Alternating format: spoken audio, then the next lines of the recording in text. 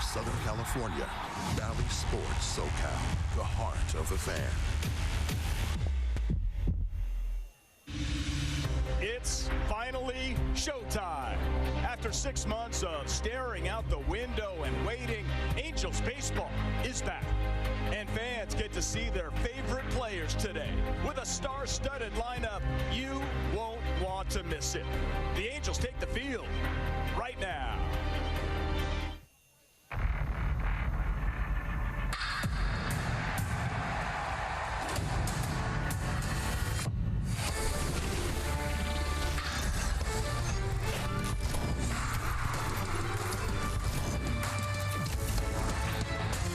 Angels baseball is on the air. Game 2 of 15 Cactus League matchups right here at Tempe, Diablo Stadium.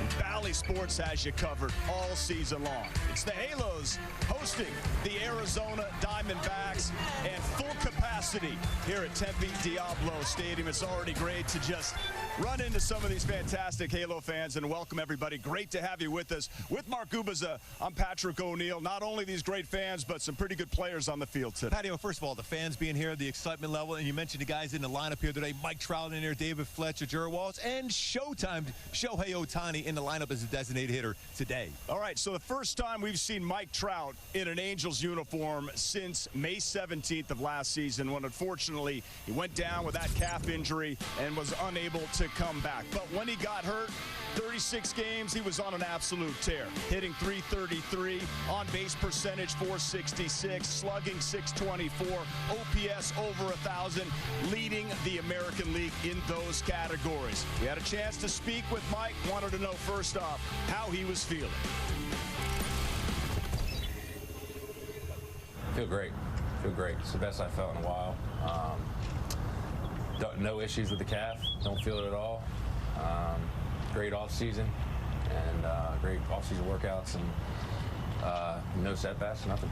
You know, when I was shut down, I basically didn't do anything for, I kind of just let it heal on its own for a few weeks, and I got back into my training right away.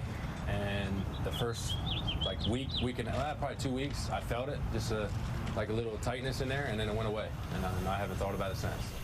Patrick, when you even go back to what he was doing from March to April, his batting average over 400, on-base percentage over 500. He was crushing the baseball. Historic start for a guy that's already won 3 MVPs, 310 career home runs for Mike Trout. You know what he does with the WAR, one of the best at all time as far as that. He was off to a great start. Hopefully after that long delay he had, he'll be able to go out there and rock and roll this season. Oh, it was just absolutely killing him not being able to play last year. From what you've seen so far this spring, what do you expect from Mike this Patrick, year? every conversation I've had with him, he's had a huge smile on his face. He knows he has some hitters around him, but what he's going to be able to contribute with the bat this season is going to be historic. I believe another MVP is in the cards for Trouty. So from the 3, possibly 4-time MVP to the unanimous MVP in Shohei Ohtani last year, he's DHing today and he's pitching very soon as well. Incredible what he did last year, Patrick. 46 home runs, MVP, the power, 80 extra base hits, 26 stolen bases. When you put that all together, and also what he did on the mound, but that was exceptional what he did, especially the second half of the season. His control was excellent. The strikeout to walk ratio was off the chart.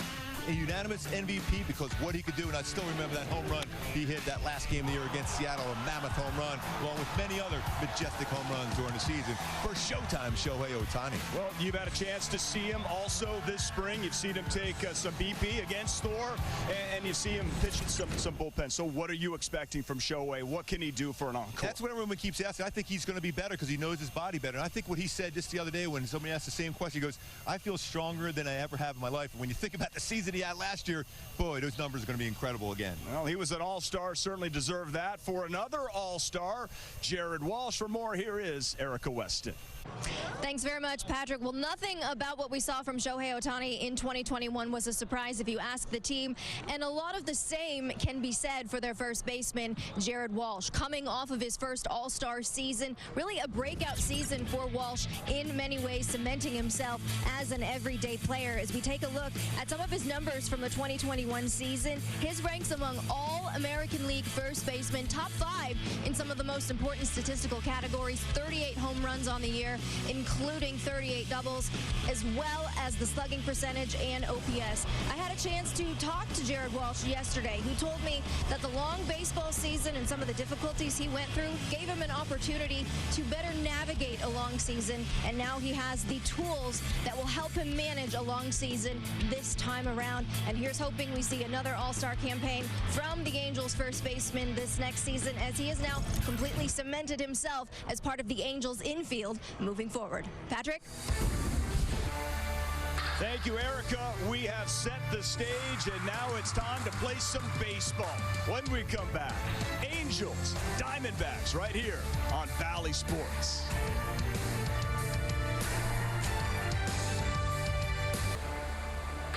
Let's play some baseball. Angels, Diamondbacks, Valley of the Sun. We got another gorgeous day for you. What else would you expect? Angels taking the field. That guy, Mike Trout, is back. The kid, Shohei Ohtani, DHing as well. It's fabulous to see number 27 back alongside Mark Kubica.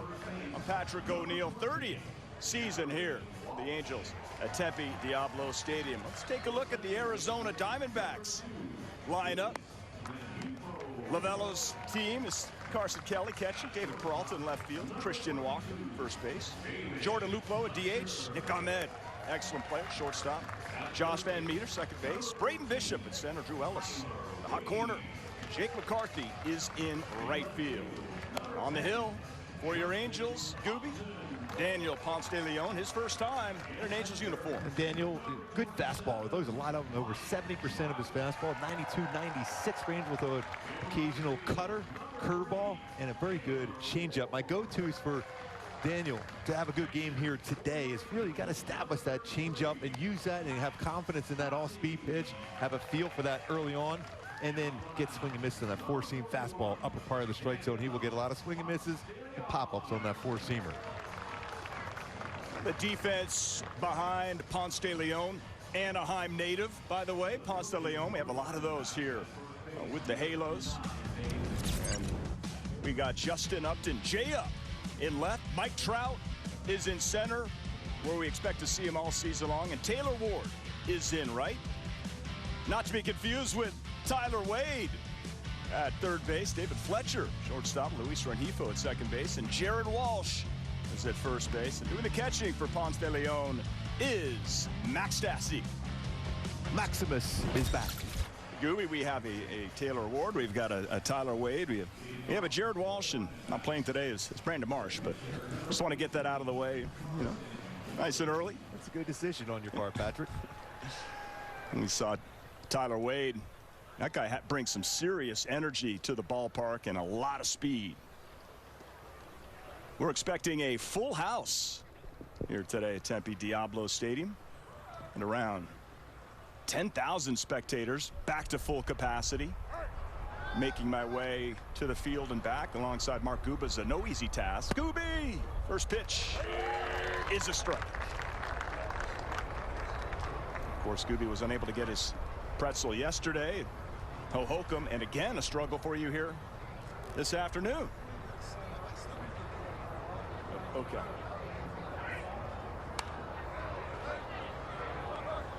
Foul back with the line.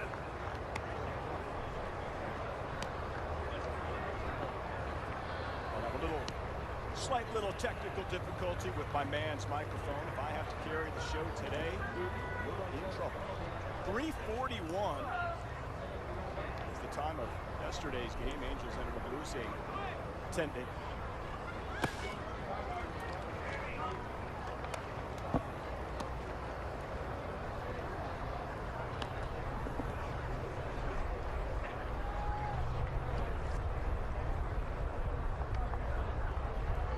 Back.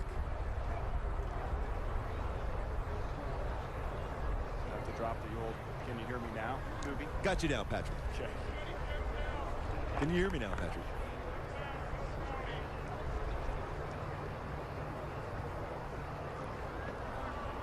Good count here to be able to use it an all-speed pitch to see if we get a swing and miss. A little cut action. Ponce de Leon.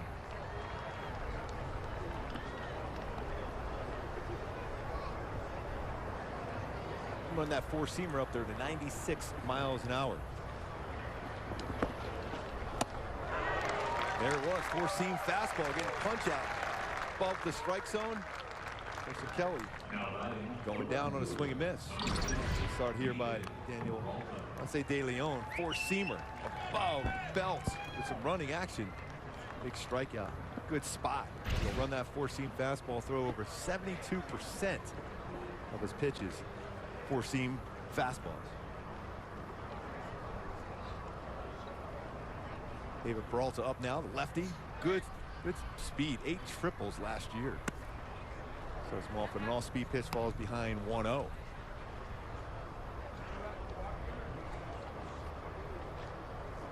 Eight home runs to go along with those 8 triples, 30 doubles last year. So good speed for Peralta. Ball's hit well down the left field line and gets it out. Carry right down the left field line. Peralta with a home run. Diamondbacks leading 1-0 on that swing of the bat. Impressive power.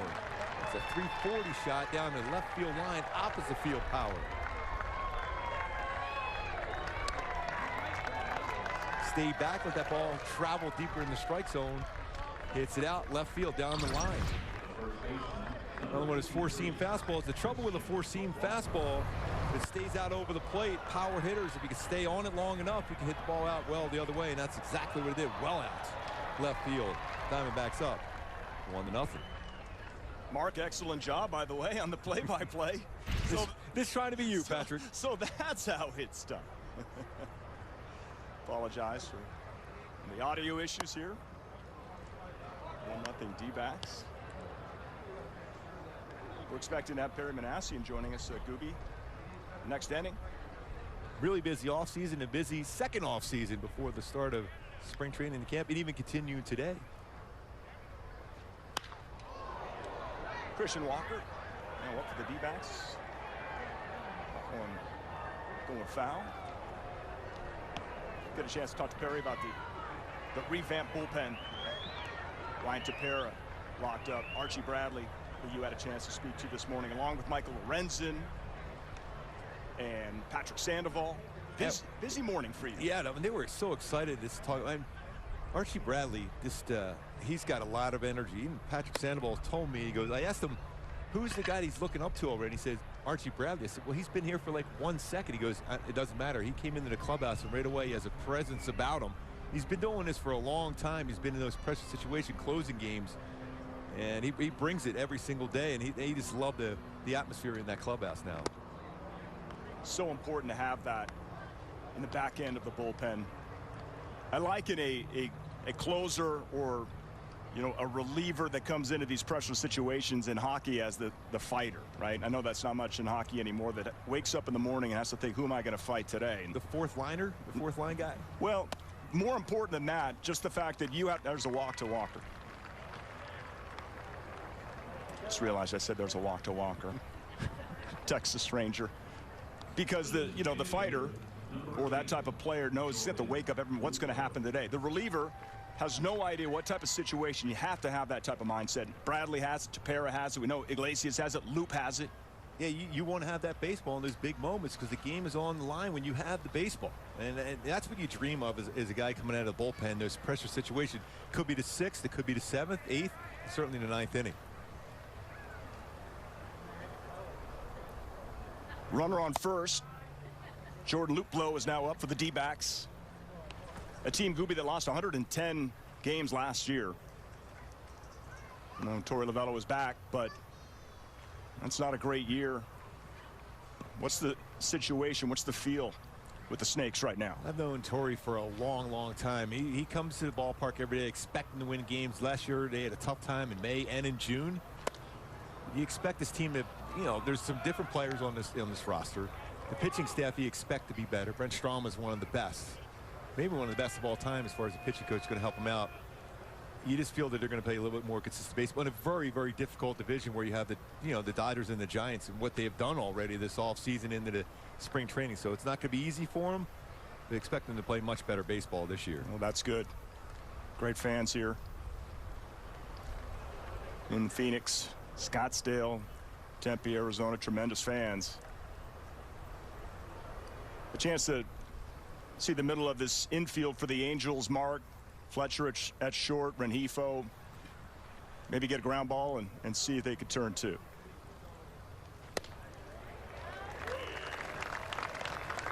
Pumps that one in there. This is when it's important, instead of always strictly going a four-seam fastball. It's tough to get a ground ball double play when you're throwing a lot of four-seamers. This time when you use it, change up where you try to sink something or even a breaking ball to see if you can get something on the ground in an infielder.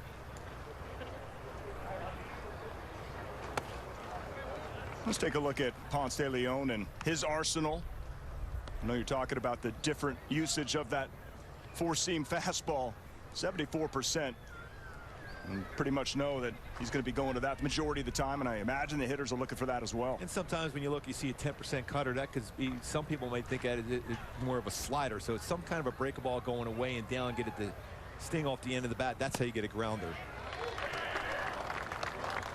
Strike two. 3-2 now. Top of the first. Angels and the Diamondbacks. Second game of Cactus League for the Halos. Second of 15 in the Freeway Series, April 3rd, 4th, and 5th. And then we are underway April 7th at the Big A against the Houston Astros, who will not have Carlos Correa. Now a Minnesota Twin, 3-year, 105, I believe, Mark. Perhaps you look at average annual salary, 35-something million, highest paid infielder per year ever. Just past Anthony Rendon by just a slight fraction. Back-to-back walks here for home run and 2 walks. He's at first and second. Nick Ahmed now up for Arizona. Go back to even last year for Daniel. 22 walks and 33 1/3 innings pitched, 24 strikeouts. So the walks part of the game. That's where you want to reduce that, because you don't want to add those added base runners. You want to make sure you think, okay, early in the count, get ahead. When you get ahead, finish off with quality pitches where you get swings by the batter, not pitches well out of the strike zone. Stassi keeps it in front of him. First look at Max this season. Expected to be the starter. And then you've got Kurt Suzuki, Romine, Chad Wallach. Certainly a lot of depth at the catcher position.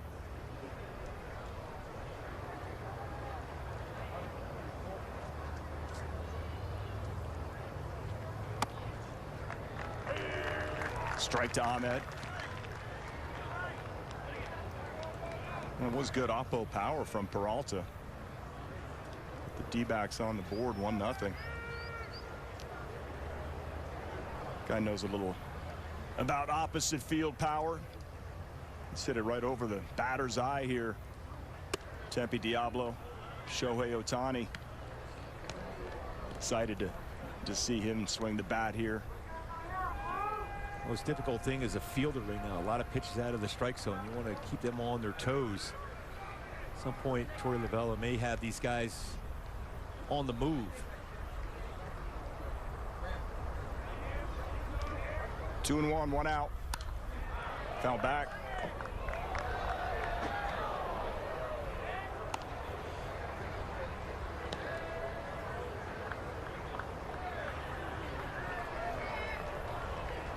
A little bit cooler today than yesterday here in Tempe. It's a really big crowd here. It's great to see that. Expecting a sellout at the Diablo Stadium. I happened to walk by some of the merch. Got my eye on a Shohei Ohtani for gifts back home. Upstairs. So far, the Diamondback hitters being patient, not going after that high fastball, although Peralta got a high fastball out over the plate, hit it out the other way. 3-2, yeah. 1 out, not an automatic go, but I think it's the time we might see the Diamondbacks on the move with 1 out. 3-2. Up the middle, Rengifo, we could have 2. Did he get him? He did! Excellent play by Luis Rengifo. And Daniel Ponce de Leon gets out of it. Peralta gave him a 1-0 lead. When we come back, Shohei Ohtani DHing, hitting second. It's 1-0 Arizona. Joe Madden's batting order, bottom of the first. Fletcher, Ohtani, Trout, followed by Walsh, Ward, and Upton. And then it's Stassi, Tyler Wade, and Luis Rengifo, who closed out that first inning with an excellent play. First pitch to Fletcher. And on the hill for the D-backs, Dan Straley. Lies in a power sinking fastball, 89-93, about 44%. Throw a slider, cutter, curveball, and a changeup. Fletcher swinging. It's that to right field. And McCarthy's there, makes the catch. 1 out. Here comes Shohei Ohtani.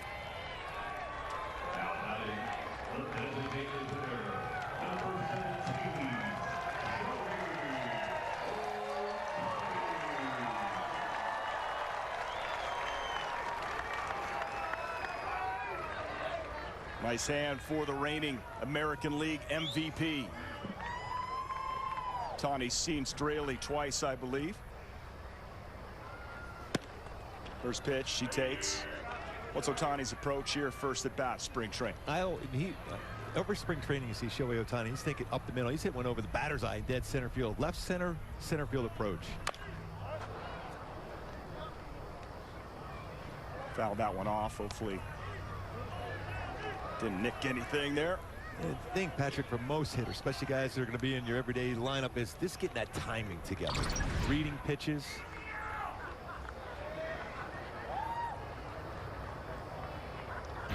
Didn't seem thrilled. 0-2. Up the middle. Shortstop Ahmed is there to throw out Shohei Ohtani for the second out in the first inning. Time now for Mike Trout to make his first at-bat of the spring.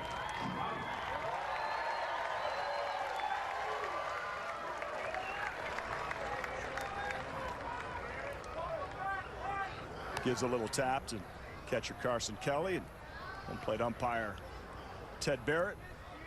Mike Trout, great gentleman of the game of baseball. What are you looking for here, Gooby? Yeah, it goes back to the same thing with Shohei Ohtani. All the great hitters just want to be able to read pitches. They want to see the rotation of a fastball. They want to see the spin of a breaking ball. Especially for Trout against Straley, who's had great career numbers against him. He just wants to read something lower third.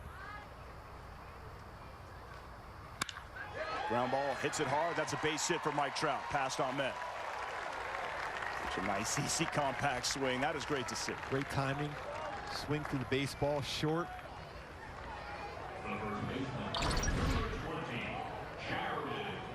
It's that lower third, and Trout doesn't miss that.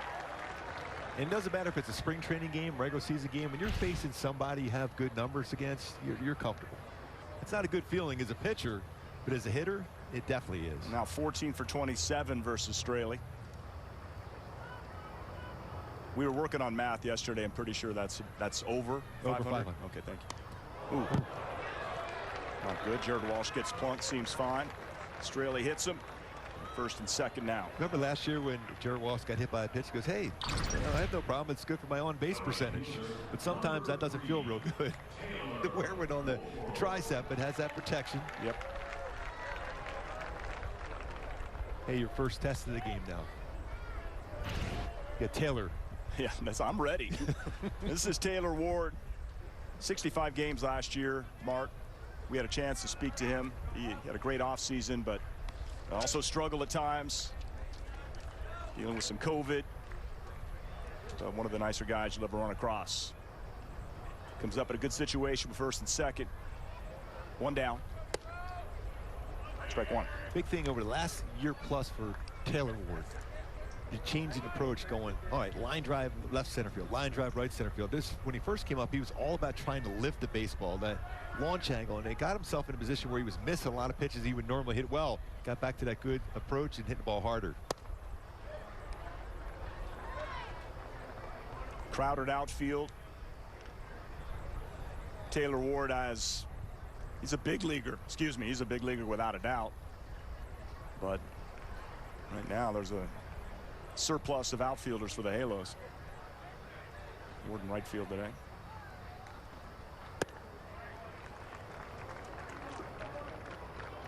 Got a chance to talk to Phil Nevin, third base coach, new third base coach for the Angels. He goes, what I like about this team is when guys are on base, I can't wait to see how they run the base, to be able to send some guys home, going extra base, taking an extra base instead of going station to station. He loves the speed of this team.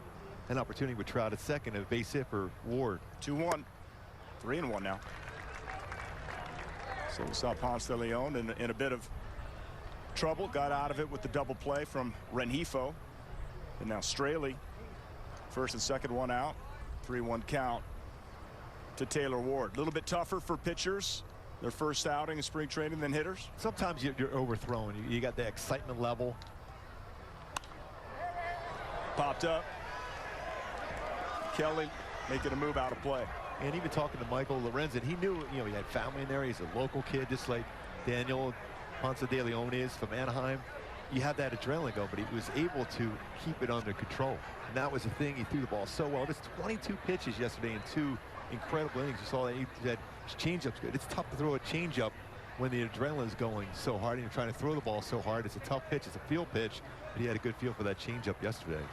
How did he feel when you spoke to him this morning after the outing yesterday? It's great, Patrick. And he was so excited. His smile on his face. He was even reminiscing about being a fan at the games in 2002 when the Angels won the World Series. So that was a lot of fun to hear him talk about that. Look forward to hearing that interview. Taylor Ward, fly ball, left field. Peralta under that, and that will end the inning. Coming back with more right after this. May 17th, last season, Mike Trout didn't look like much at the time. Running from second base. This would lead to him missing the remainder of the season. Tried to work his way back best he could. Had a bit of a setback, which shut him down for good with the Angels out of it. You could see there, Mark, the frustration a player knows, the severity when something like that happens. And knowing Trouty, you know, how much he wanted to be out there every single day. And he knew at that point it was something that was going to be fairly serious. At that point, he thought it was maybe his Achilles, you know, being the calf. But out a long time. But you know, even towards the end of the season, we talked to him and he said he was feeling good, and then the entire season is trying to keep a tab on him. He said he felt great, and great first swing of the season, spring training season for Trout. He got a base hit on base there. Josh Van Meter up for the Arizona Diamondbacks. This is quite a trophy case for Mike Trout. Rookie of the Year 2011, 9-time All-Star. He's All-Star Game MVP, 3-time AL MVP, Hank Aaron Award winner. It's Silver Sluggers. It's incredible what he has done in a short span. Wants to go down in history as the best center fielder to ever play the game. And if healthy, he was on his way to another one last season. We talked about it in the Open, just how he was leading the American League slugging percentage, OPS. And you talk to him, you would never know he's that great of a player. He's a kid. That's what his nickname, the Kid. And he's so great with the fans. Always has time, signs autographs, has conversations. His teammates love him. He's a kid. He really is a kid who happens to be exceptional on the baseball field. Ponce de Leon back out there for the Halos. Yeah, 24 pitches, 14 out of the zone, just 10 strikes. You want to flip that around and start throwing more consistent strikes. Trust your stuff. That's an old saying that a lot of pitching coaches tell pitchers. Trust yourself. Don't try to give the hitter too much credit. Trust your movement, trust your location, and get the hitters out. 2-2. Fly ball. Mike Trout. He's over. He's got it. One down. Is that how you script it? That's exactly how we scripted it. Good route here for Trout, playing a more shallow center field. Was able to run that one down a couple quick first steps. I could see in that Mike Trout came right into camp. Everyone's wondering, was he going to move over to a corner position out in left field, and Brandon Marsh in center, and Trout goes, I'm the center fielder. Well, there was, you know, Joe Madden didn't get to him in time, and Mike, you know, of course, some tweets went out saying that maybe Mike Trout, you know, or Joe would consider putting him in a corner outfield, and no, Mike Trout It's like, I'd like to be center fielder. And then Joe was like, oh, he'll be our center fielder. And this is what Mike Trout does for the fans each and every day. Every day. And then he'll go out and get a base hit or go out to the field. It's amazing how much time he has for fans. Swinging, Braden Bishop. Mike Trout comes over, calls off Justin Upton. Just like that, Mike getting some early work. Base hit, couple of fly balls. Good day so far.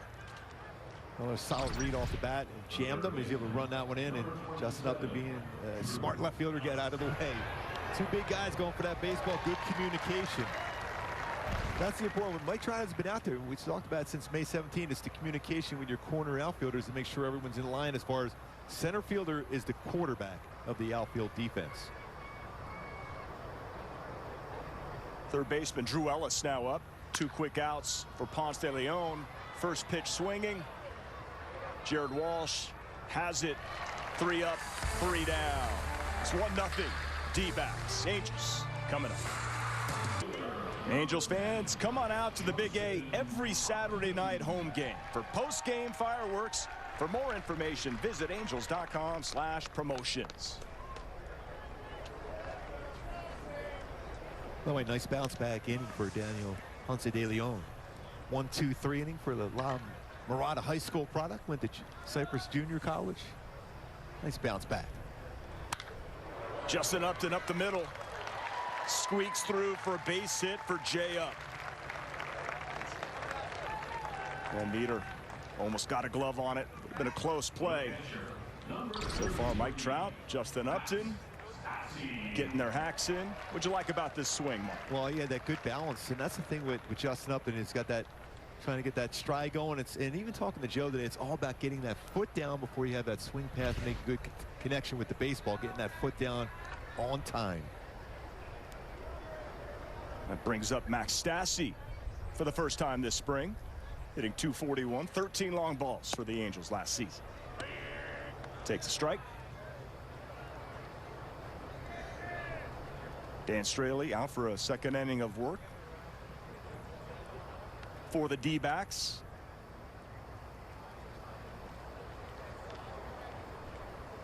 Mike Myers will be the likely next pitcher to come in for Daniel Ponce de Leon. Somebody we could talk to Perry Manassian about. Myers should be part of that bullpen. Line drive, base hit, hit well. Upton late jump, station to station. Back-to-back base hits. All 3 hits basically back up the middle. Pitches away, go back up the middle, inside part of the plate. That's when you turn on it.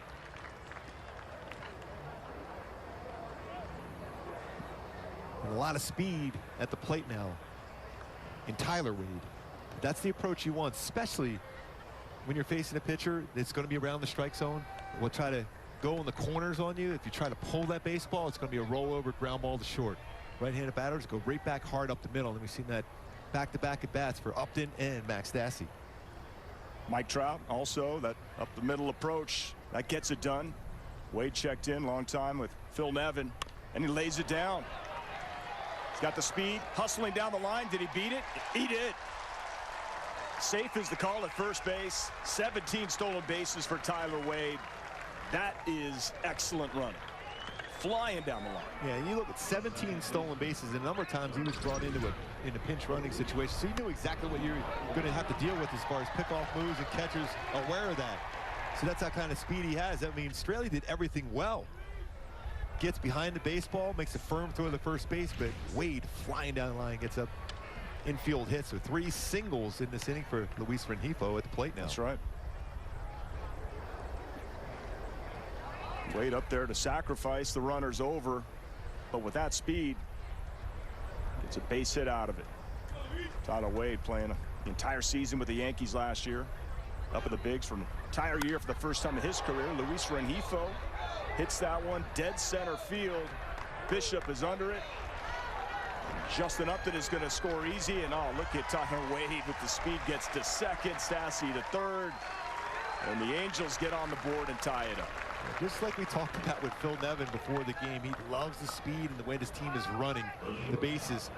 Nice approach, nice job by Luis Rengifo getting a pitch, he can hit in the air. Not only scored a run, but both runners advance on a sac fly to center field.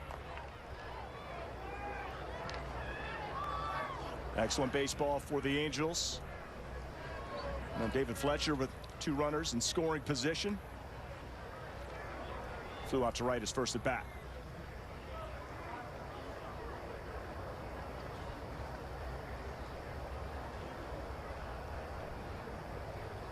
Straley steps off. Excuse me, Mark. Even going back to Tyler Wade, he saw that ball in center field, and you could see it in front. So he's forcing them to throw and hurry to throw to second, even on the relay.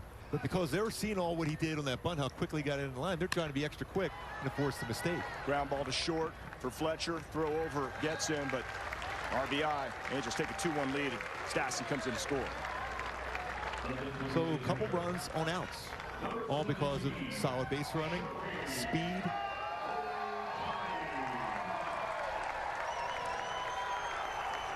Shohei Ohtani up for his second AB. Grounded out to short. First at bat. Steps up with 2 outs. And Wade at third base. Mike Trout on deck.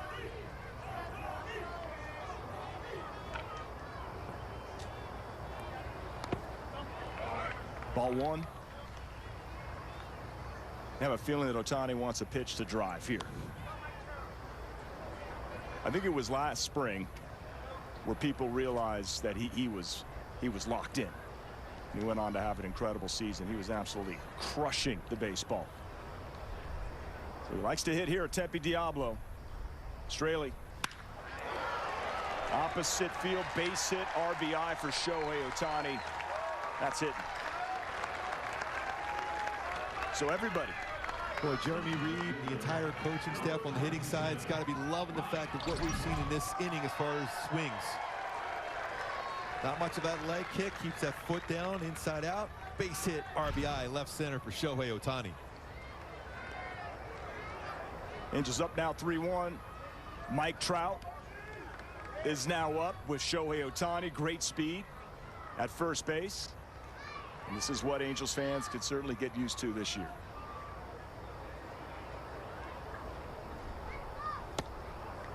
Boy, how happy is Shohei Ohtani to know who is coming up after him now. He's going to get more pitches. Before, like, you know, this is still a spring training game, but last season, man on third, 2 outs, open base. Shohei Ohtani, it's not being pitched to. Well, you have to pitch to him because you have Mike Trout hitting behind him.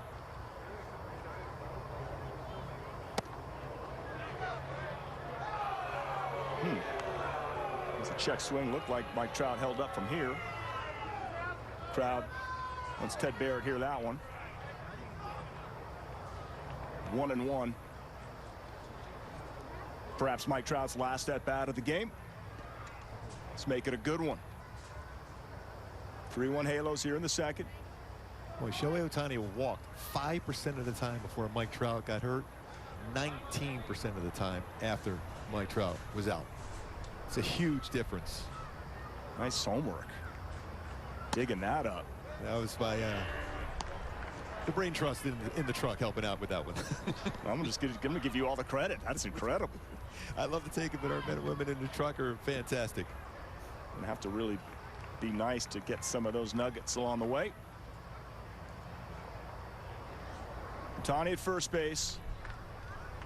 Trout at the dish. Mike wants to see as many pitches as possible. This is shortened spring training.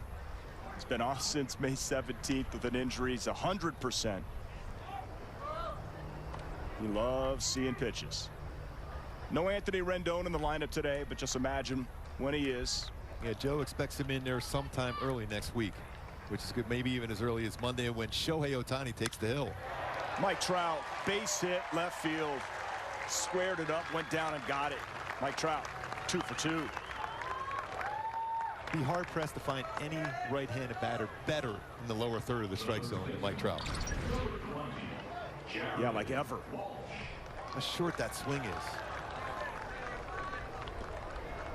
Quick. Baseball exploding off the bat for Trout.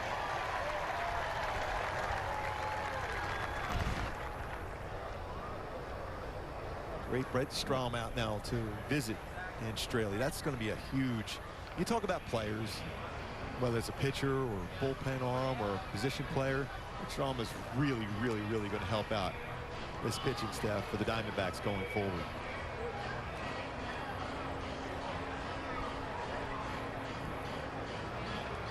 So when you get the big three, when you're able to see Shohei Ohtani, Mike Trout, and Anthony Rendon, it is going to make such a huge difference. Angels fans, we didn't get to experience it at all. 17 times last year. That was just early in the season.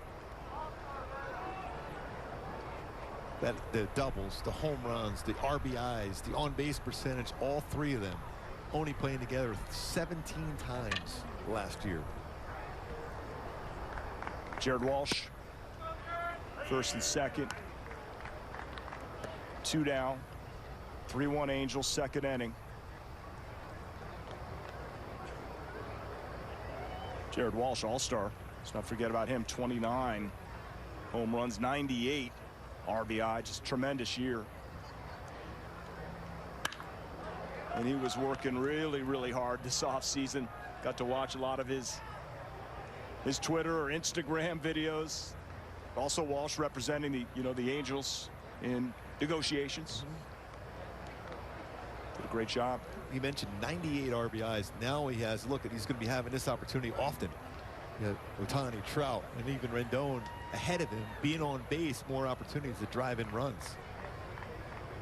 0-2. Struck him out. But a very successful bottom of the second for the Halos. It's 3-1.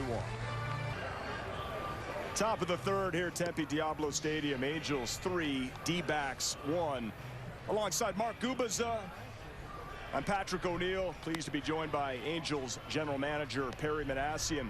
Perry, that last half inning, that's exactly what Angels fans, you yourself, the entire coaching staff can look forward to seeing more of this season. That was nice to see. Absolutely. How fun is it to see Mike Trout out there? A lot of fun, man. Music to my ears. Having him healthy, 100% healthy, and just swinging the bat like that, Perry, what do you like best? Oh, he looks good. He looks good. He's extremely motivated, came in great shape. He's ready to go. Yeah, and you have a lot of good swings at the plate. Everyone going right back up the middle of the other field, even Shohei Ohtani to left center field. So it's great to see that when guys are just having, usually in spring training, you know, you've been around the game forever. Guys are just trying, hitters are just trying to get their timing going up the middle, to see and read pitches. We've done a lot of situational hitting this spring, and I think we're seeing it, obviously, today. New pitcher for the Angels, Mike Myers. And, you know, Perry, the Angels bullpen, and Mike Myers, does see a swing and a miss. And Jake McCarthy really revamped. And last year, you had to see, you know, Iggy Iglesias go 6-out saves, 4-out saves, 5-out saves. I mean, you've locked up Ryan Tepera, Archie Bradley, Aaron Loop, who had such an incredible season last year, minuscule ERA, Ed Myers, Austin Warren, Ty Buttrey is possibly in the mix, Quijada. This was one of your priorities, was it not? 100%. Yeah, Iggy was priority one. Yes. Just obviously bringing him back, what he was able to do for us last year, and then building a support cast around him.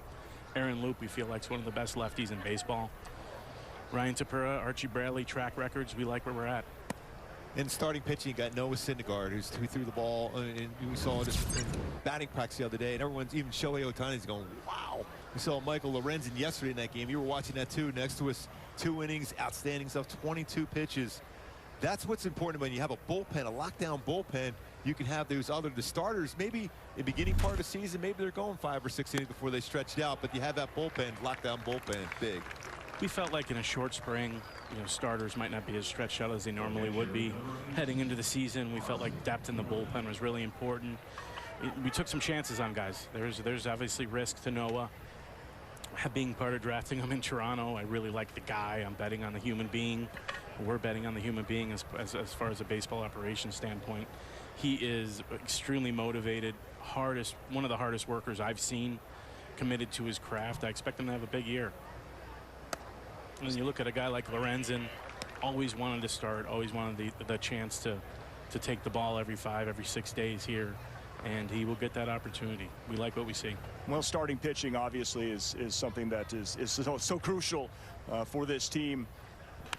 Ohtani, you have Syndergaard, you mentioned Lorenzen, Patrick Sandoval, you still have Suarez, Gooby could jump in with whoever I'm missing. I know Reed Detmer's in there. Detmers. absolutely. Are you done? Because as a general manager, I know you're never finished. You're always looking to improve. But with what is still out there, where do you stand right now at the starting pitch? Yeah, we're still trying to improve our pitching staff as a whole, whether that's starter or another quality reliever. You know, we're looking for outs, guys that can get outs, and rotation wise, I think we saw it last year with Sandy and Suarez. Just maybe people weren't expecting them to have the years they had, and they got the opportunity and were able to take advantage of it. I do like our young arms. I think Reed Detmers and Jansen Junk and even Diaz is a crafty lefty who can really pitch. I mean, I think we're, you know, are we ever happy where we are? No. We're always searching to improve and get better any way we can. But rotation-wise, there's a lot of upside. Carson Kelly fouls that one away. Mike Myers on the hill. Yeah, Perry, you touched on it about, especially in a condensed, shortened spring training, how important it is depth on your staff, whether it's the bullpen or starting staff. How important is that to have those guys that may not be on the roster at the very beginning, but they're there and ready to go and be contributors for you? Really important. And the average team uses right around 13 starters a year. 10 of those starters get the bulk of the innings. I mean, it's definitely not a 5-man / 6-man rotation anymore. It's a 10-man rotation. It's a 15-man bullpen. We see it with position players. The days of playing 162 games, there's not many players that do that anymore. So it's a 3-man outfield when you're playing, but you need more than 3. It's a 4, it's a 5. Same thing on the infield. You need multiple guys to be able to do a lot of different things. There's Renifo. You look at up the middle, you know, shortstop, right? That's a position. Do you see David Fletcher? Do you see Wade? Do you see Renifo? Jack Mayfield is in the mix. What do you see at shortstop? I think we're comfortable with Fletch anywhere on the field, and he's one of those guys that has a nose for the ball. I think he's willing to do anything for this club. I think that's part of the reason why he's so admired by his teammates. Very comfortable with him playing short. We have some other options also that could play shortstop that we feel like have some upside. And middle infield wise, there's some opportunities there. And there's a battle at second base / shortstop because Fletch can flip-flop. You know, with that being said, whoever plays the best on both sides of the ball will get the opportunity. I was did you pick, you know, Myers to be your pitcher when you came in, so it was like quick work here? I can stay another half inning if you need me.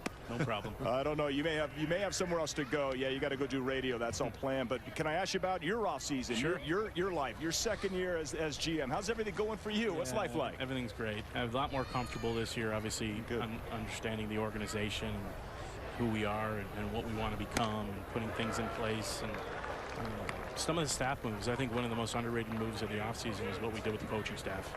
We've been able to add a lot of impact type coaches. I think Joe did a great job assembling that group, whether it's a Phil Nevin or a Benji Gill, a Ray Montgomery. You know, I think it's Bill Hasselman.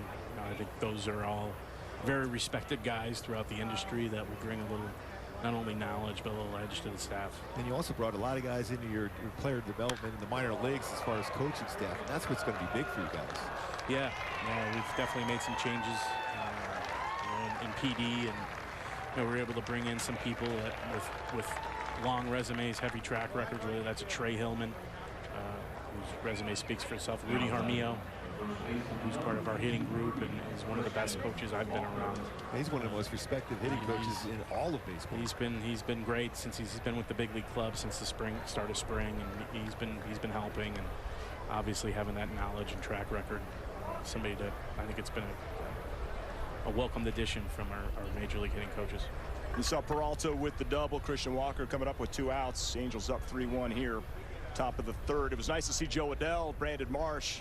Absolutely. The dynamic duo, best friends, and they sure can play baseball. Yeah, it's one thing that somewhat underrated, and I think when you're around a club a lot, you see it, is energy. And this season is so long. Gooby can tell you it's a marathon. It's every day, Groundhog's Day. To have energy day in and day out is really, really important, because there's some tough trips. You show up and you fly from the West Coast to the East Coast, and you show up at 7 and you play that night. You need those types of guys to bring some energy to the club that particular day, and those 2 young men both do that. Well, and getting that foot down, Joe was talking about, we talked about that during the game yesterday, how that timing, getting the foot down, but his power is prolific when he's getting that timing together. 100%. Yeah, I think we forget how young Joe is, and we put expectations on players maybe a little too early, and that's industry-wide. That's not just us, but I think he's shown his willingness to work and improve. And that one gets by Trout. Walker with a RBI double. I imagine you get a lot of calls on Adele and Marsh. Would that be fair to say? I think those are both obviously really talented young players that any club would like to have. Yeah, in spring training, Perry, I mean, it's a short one. Sure. And you always have you and your scouts are looking at things. Is it more active, you think, because of a shortened spring training, because of roster moves, or is it pretty much the same as a normal spring training, but the condensed one seemed like everything is going quicker? It's a little different just with the level of free agent that's still available. I think when you look at what's happened over the last week, you've seen some really quality players go off the board during spring training, which you normally don't see that many. So it's been pretty hectic. With that being said, I've been with, just depends on where you're at and what's available, and whether that's free agency, trade market. There's years where there seems like there's teams that are more open to trading during spring. Some teams wait. Some teams want to wait till the trade deadline and try and maximize value that way. So just depends where everybody is in their winning cycle and what they're trying to do. Very early here, and Perry Manassian joins us. We could have our third out, so I'll have to save that one for another day. He's up there, makes the catch. Perry, thank you so much. Anytime. Thanks, Bert. Yeah. Perry Manassian has joined us, and we're heading to the bottom of the third. 3-2 here at Tempe Diablo Stadium. Bottom of the third, game 2 of spring training. It's so awesome to have these fans here. Roughly 10,000 in attendance alongside Mark Gubaza, and you had a chance to just walk the field, walk the crowd a little bit. Yeah, that was fun. I mean, it's the excitement level, the smiles on everyone's face, knowing that Mike Trout's going to be walking out of Shohei. Taylor Ward. Gone! Home run for Taylor Ward, and the Angels go up 4-2. Solo shot. Great swing. So Taylor Ward showing the power. Tyler Wade showing the speed on an infield bunt single. Oh, it was crushed. You just keep saying both of those names so you can commit them to memory. Well, this is our conversation with Taylor earlier today, to see how comfortable he feels swinging the bat. And boy, that baseball is a long way out. Quick those hands on inner half of the plate, and a no-doubt blast. That's what makes the berm probably one of the best seats, I think, here. Just lay out the blanket, have the cooler and the refreshing beverages. It's a great swing, and Paulie Sorrento could do it as well. Justin Upton now up. Yes. That sounded good. That one may go foul, but he hit that a mile. Might have hit my room up at the Buttes. Did he hit that over the trees? Just like swinging a picket fence. Not quite the Carlton fist, but he wasn't wishing it back in there, but that went a long, long way. I mean, it's 340 down the line. It was hammered. Well over the foul pole. It's always great to see how the bench reacts when they see someone get a hold of one. They wanted that one to be gone. Hoping for a little back-to-back.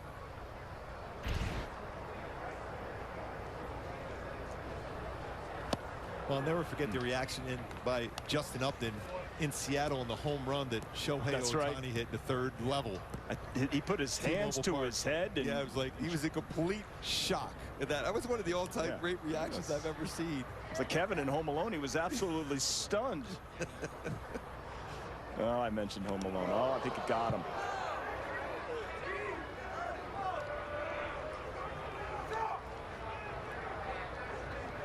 Straley got him up to not happy. Takes first base. What are your expectations realistically for Justin Upton? If Justin Upton is healthy, he can carry a team. He really can. His power is outstanding. He hits the ball. I think his best swing is right center. He's got great power to right center. He also can turn on the ball and hit a mile to left field. But when he's healthy, that's another power bat in a lineup, and he still runs well. He could still run. But it's keeping him in that lineup. That's the thing. It's hard. He's going to play some. Joe Madden was talking today. He's going to play some first base this year. Winter's a real tough lefty, and giving maybe, Walsh a day off. You're to see Upton at first base. Stassi drives that one center field. Hit well. It's gone. 2-run home run for Max Stassi. And Gooby, it's all yours. Maximus, he's entertaining us with that swing to center field. Home run. Max Stassi. Maximus. Okay, that speed game we were talking about, going first to third, go extra base. Well, the home run swings are pretty good. Let's too. mix those in as well. 6-2 now, Halos. Another look off Straley. That's up the middle. Power. Look how short he is on that swing. 13 home runs last year for Stassi. And big moment home runs for him. Tyler Wade now up. To think that Dan Straley's not long for this ball game. But good energy. Perry Manassia now talking to Terry Smith.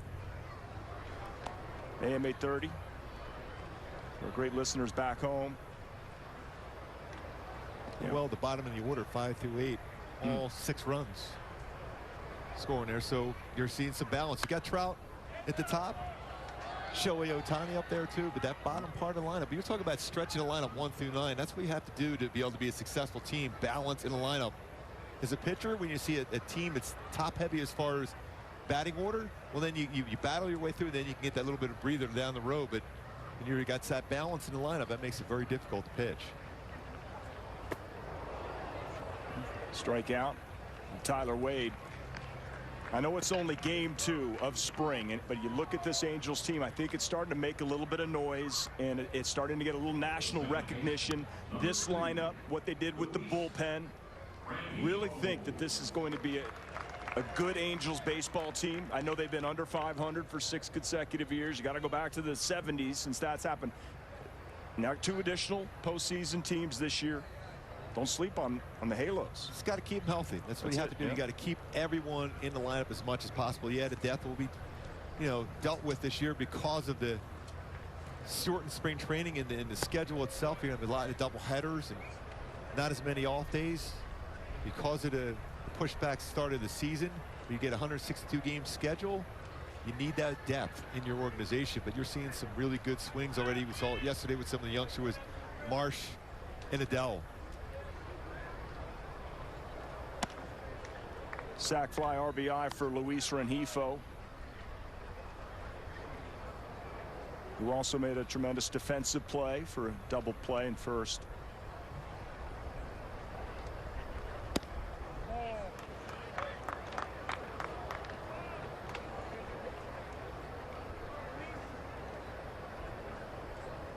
Six-2.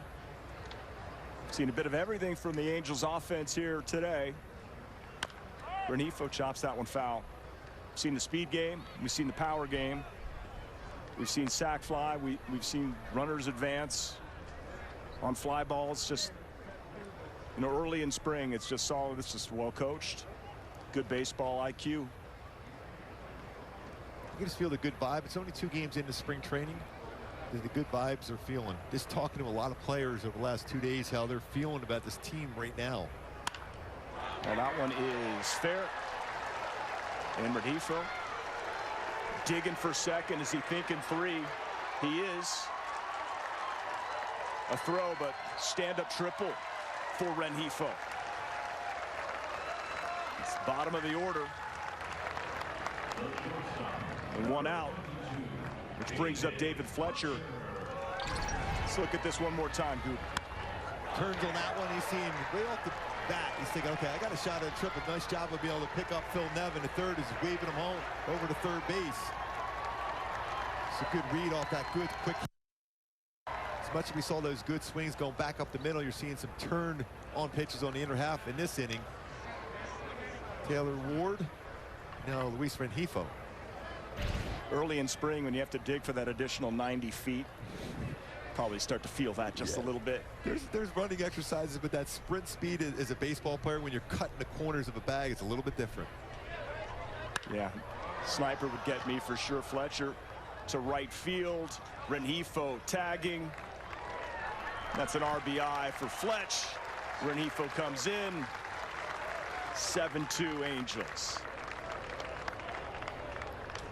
It's another RBI for Fletch, leading things off. And he didn't give me much time to even ask about Fletcher playing shortstop. So Ohtani's afternoon is done, as Jake Gatewood will now take over as the DH for the Angels. Saw Gatewood yesterday at Hogan Stadium.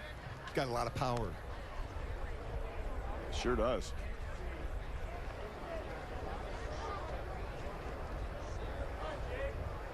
Saw action with AAA last season.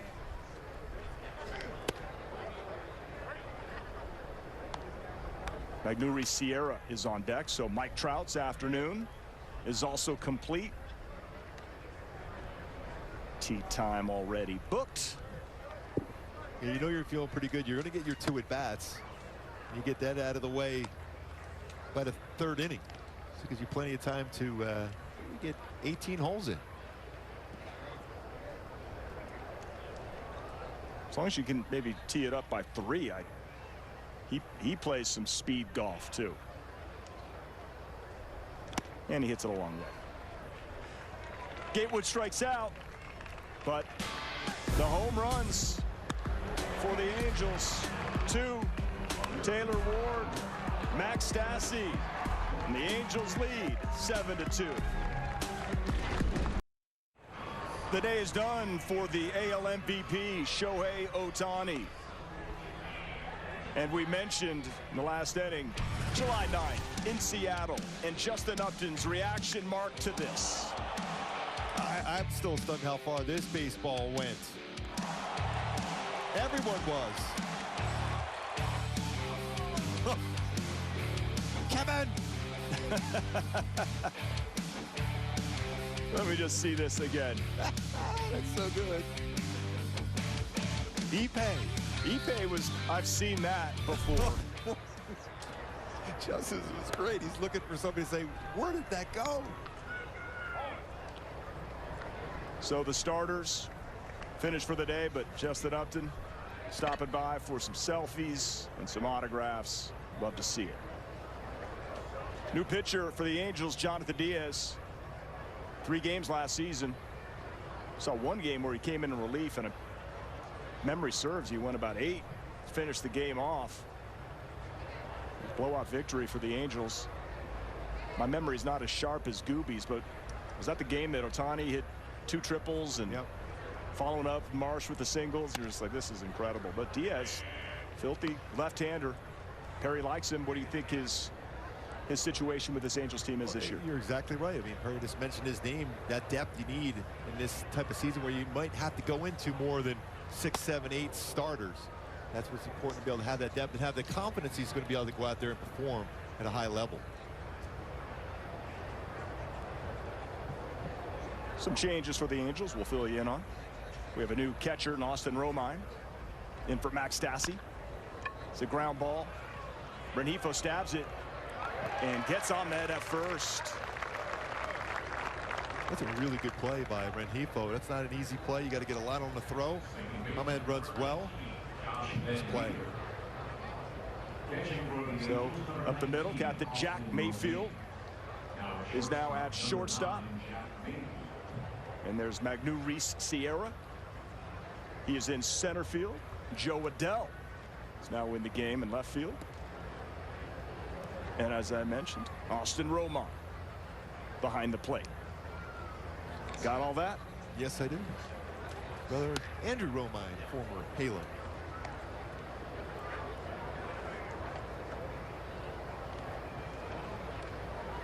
Just when you go back to Ohtani, Trout, and Upton. There's 3 at that point. On base 5 times. 6 total at bats, on base 5 times. It's impressive.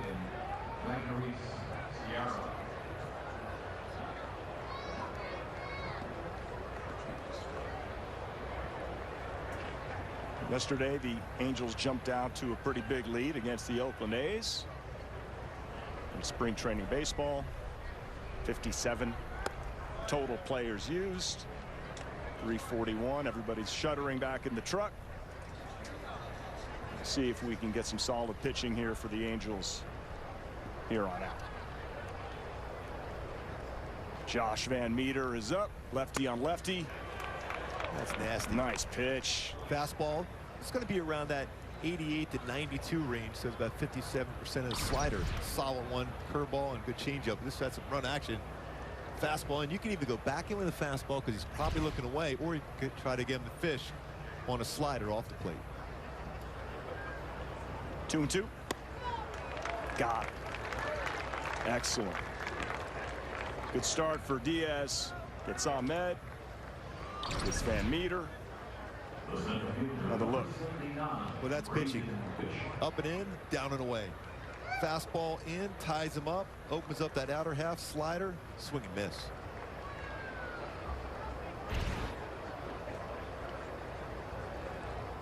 Diaz now facing Braden Bishop. It's a ground ball. Renifo, some ground to cover, unable to make the play. That's base hit.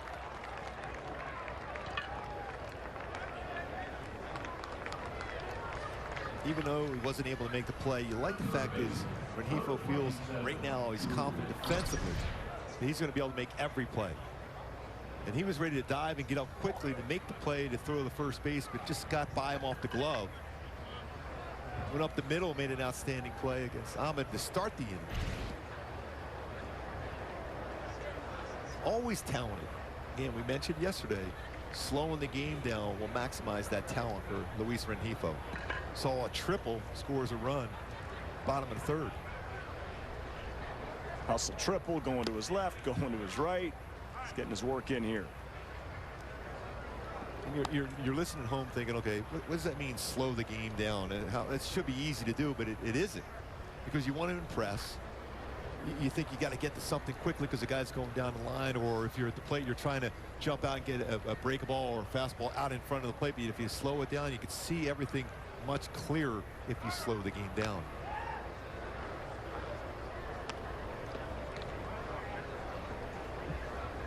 David Fletcher, do you see as the opening day shortstop? Yeah.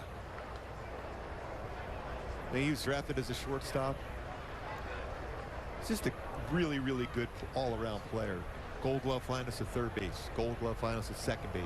His primary position is shortstop. And we've heard Perry Manassian mention he likes seeing David Fletcher at shortstop. You've heard Joe Madden comment on that numerous times. And there's always that comparison. David Eckstein, you know, we're going to go back to that whole World Series anniversary, 20th anniversary, and David Eckstein was a big part of that one. We'll probably see him at some point during the season. A number of the players from that World Series team during the season. That worked out pretty well. Yeah, it did. Hopefully a lot of those players from that 2002 team make their way through the booth a couple of times. And get some of that, a little bit of that mojo going. Hit well, base hit for Drew Ellis. 1st and 2nd now, 2 down.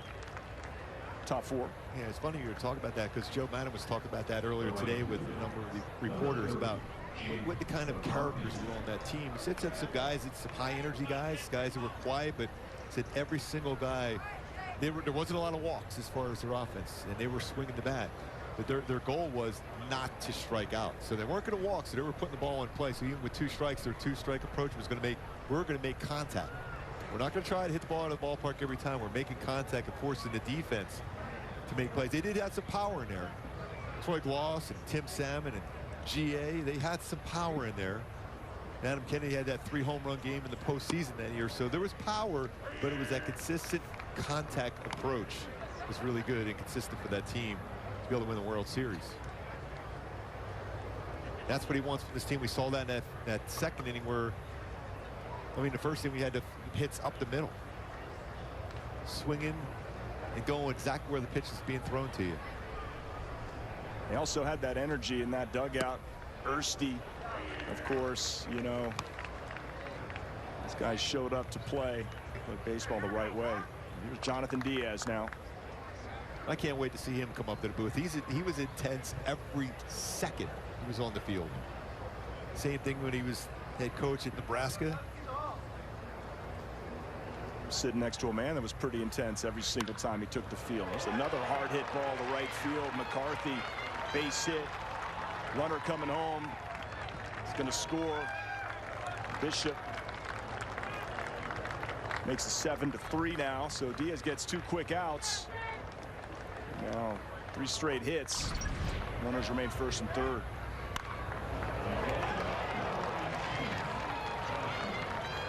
You want to see him come in and get those 2 quick outs. It's a spring training game, Patio, but when your offense scores runs, you want to put up a 0 right away. Right away. So Carson Kelly steps up for the Diamondbacks in a 7-3 game. Jonathan Diaz, 25 years old. Valencia, Venezuela. Signed through 2022. Getting his work in here early. Game 2 of spring training for the Angels. It's game 3 for the D-backs. That's a little chopper. Jack Mayfield over. Throws out Carson Kelly. Jonathan Diaz gets out of the inning. 1 run comes in. It's 7-3. Coming up this Monday, March 21st, it is Shohei Ohtani making his spring training debut on the Hill, Mark. And I know these fans are coming out and will be pumped up. Yeah, initially it was a conversation that Shohei was going to pitch down in the B game, a minor league game, but Shohei goes, no, I want to pitch in this game, in this ballpark against the Kansas City Royals. So it's going to be a lot of fun for the fans. A packed house here today. Expect a huge crowd to see Shohei Ohtani, the reigning MVP of the American League, on the mound on Monday. 1 o'clock. Right here on Bally Sports. Bally Sports SoCal today, back on Bally Sports West. On Monday, tomorrow, the Angels will send Reed Detmers to the Hill. Peoria Sports Complex to take on Seattle. The Mariners, who certainly going to be a threat this year. The American League West. Well, it's been a long time since Seattle has been to the postseason. What, since 2000? Last year going over 90 wins for the first time in 20 years. New pitcher for the Diamondbacks, Mitchell Stumpo. And if last game for the Angels and Sky Bolt was Gooby's favorite name, perhaps we have a winner today in Mitchell Stumpo. Magneuris Sierra coming in for Mike Trout. Chopper. He's got speed. Can he beat it? He can. I was just going to say that's going to be no chance. He gets down the line. It's so fast. And Van Meter coming over with the glove. Pretty much the only play he has there. That's the only chance he has. If you try to have that transfer, no matter how quick you are from the glove to the throwing hand, you have no chance. It's going to have to be the flip. And when you have a first baseman going there, he's got to quickly find the base himself. There's no way with Sierra running down the line. So you got a guy throwing and flipping the ball with the glove, and somebody at first base trying to catch it with the bare hand. It's just the opposite way around. Exactly. We'll throw over to check on Sierra from San Cristobal, Dominican Republic. Minor league free agent, signed through this year. He's 25 years old. Jared Walsh is up, hit by a pitch, and struck out in his first 2 at bats. For Walsh this year, lefty on lefty. Imagine he got a lot of work in the offseason. Crushed his righties. Plays fantastic first base. He's an all-star. Look at the splits. Numbers versus righties. American League ranks. Mark first. And OPS at the bottom there. 994 second. Showing some power against some lefties. Showed it yesterday. Grand slam against Chapman. So the power is there. It's just getting more consistent.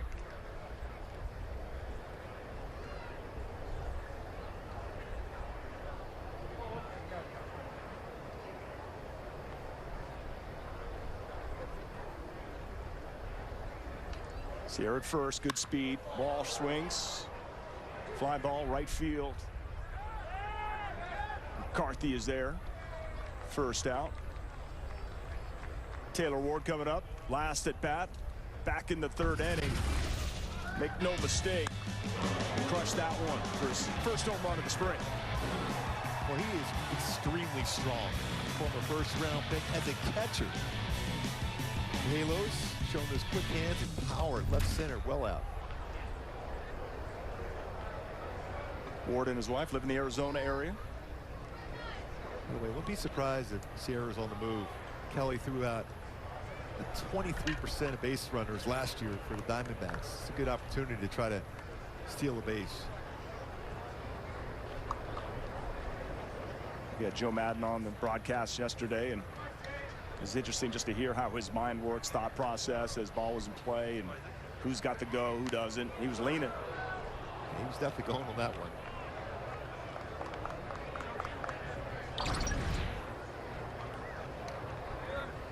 Going to that back part of the base, the longer tag, especially for a right-handed throwing first baseman, that's your best opportunity to get back.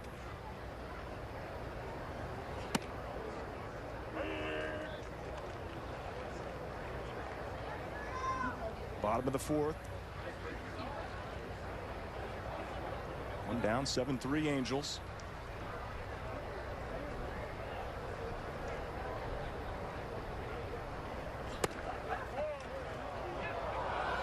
Throw down. Sierra's back easily. Getting some work in over there. Getting back with some pickoff throws in the back pick. Magneuris Sierra. Saw him in the game yesterday versus Oakland.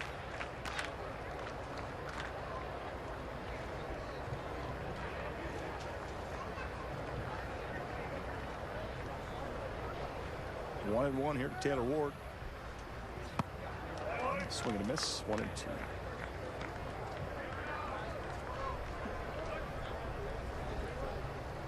Looking forward to hear from number 27, Mike Trout. Erica Weston has that interview coming up. First regular game. You know, it's spring training, first regular game since May 17th. 2 for 2. Not surprised.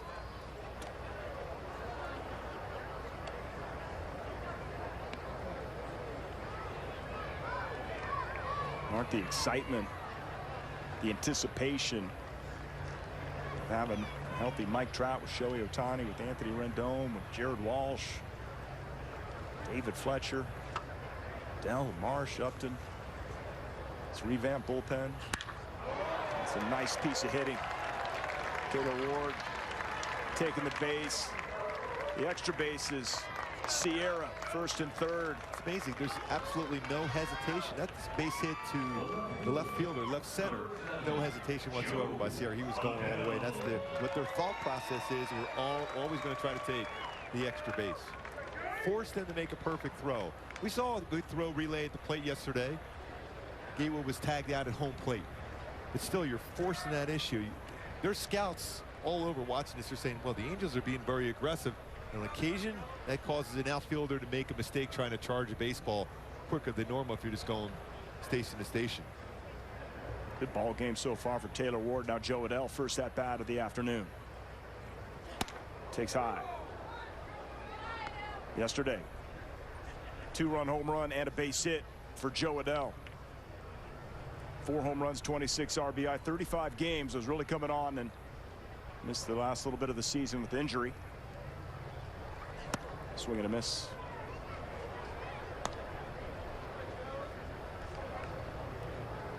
Mitchell Stumpo on for the D-backs. A little off speed. Got Adell swinging there. I think it's something else.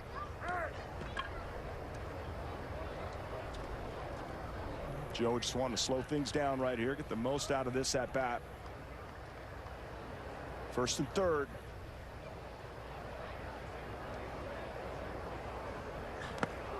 Check swing, yes he did. And it's hard to check swing when we got that much power. With a look. After that pitch upstairs is a slider in the dirt. It's one of those tough times now for a young hitter like Joe Adell. Part of the plate you cover, and you're just trying to make contact to get the run across here. Ground ball over to second base. Adell runs well.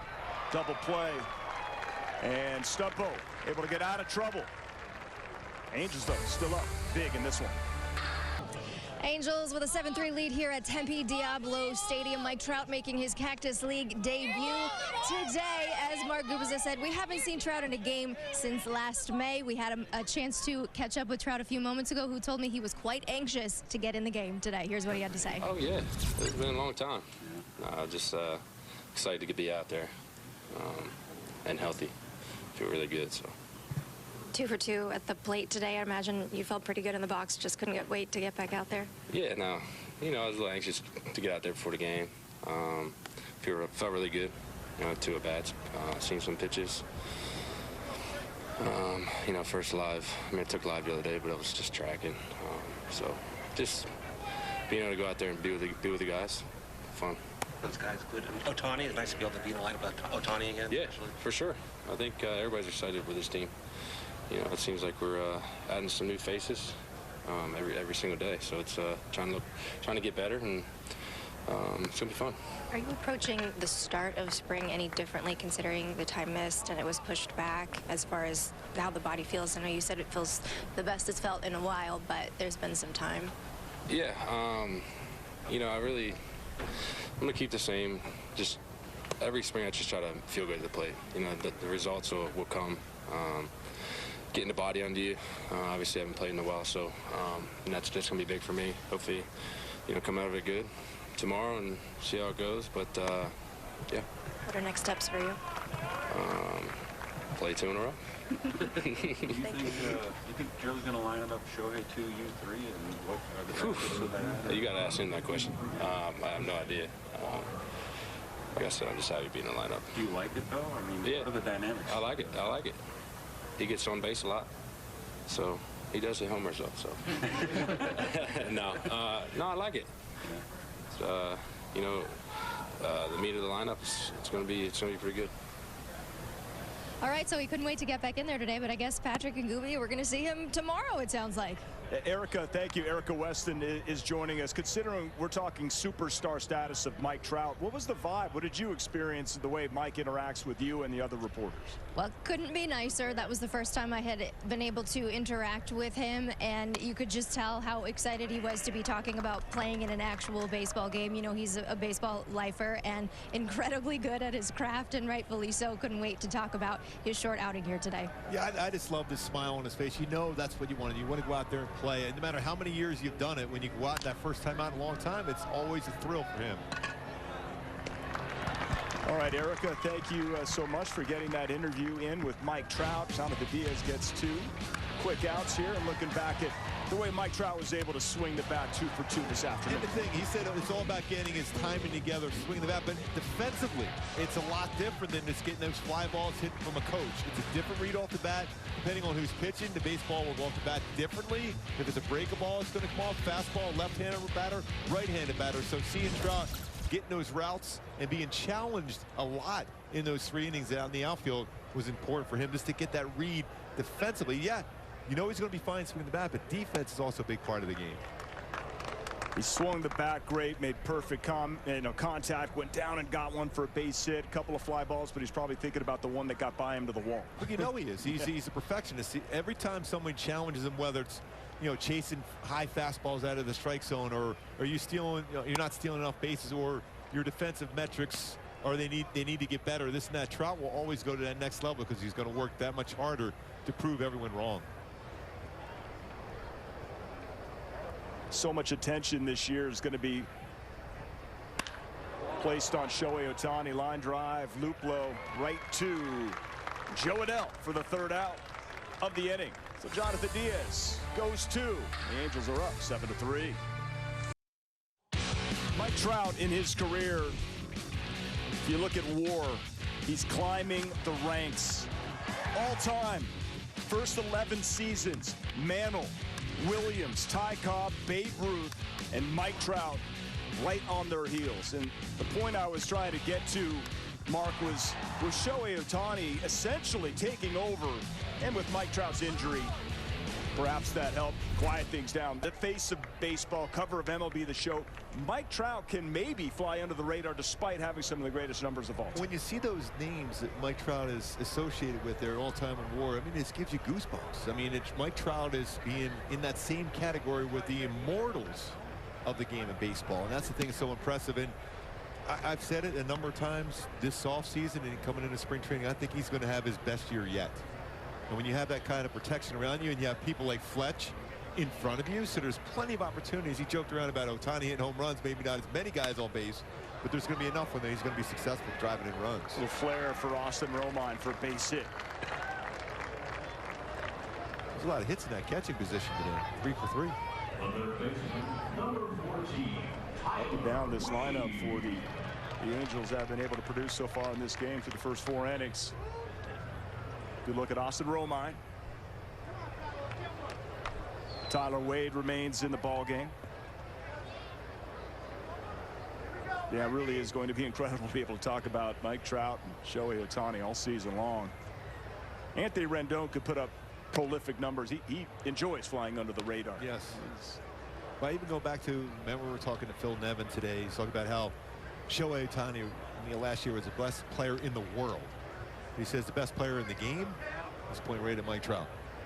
And when you have that kind of, people that have been not in the organization at that point, he's with the Yankees, the third base coach, and was a successful player himself, saying that about a player like Mike Trout.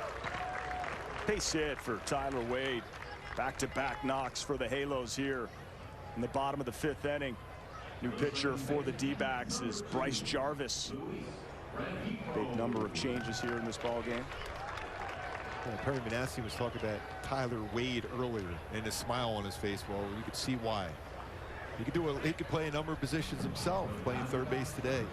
Versatility, huge. Yeah, as he was leaving, Mark, we asked him, who's that one player that, not that's a surprise. He said there's nobody that's a surprise to him. Sleeper, somebody that can make a lot of noise, and yeah, you're right. That was Tyler Wade. Renifo tries to bunt. Duck out of the way of that one. Active day for Renifo. Gets picked up. It's Gratterall. Yeah, we got a chance to talk to him earlier today, former Halo. That's right. He came over and gave you a pat on the back. Nice to see Juan Gratterall. He's such a great smile. And I was like saying, hey, I still remember that first major league hit. I think it was against King Felix. Felix Hernandez up in Seattle. With Gratterall. Yeah, that's great. Picked him up like a rag doll. He's in great shape. Looked like Renifo or Gratterall? Both. Yeah. But Gratterall's really got himself in great shape. Yeah, it looked like he leaned up. Yeah, easy to root for. So Renifo, he's got a sack, fly RBI, back in the second, and triple and run scored in the third. He's made some good plays defensively.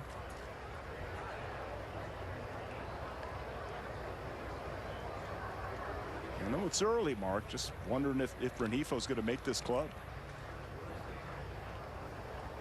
And if not, Joe Madden likes him a lot. He does.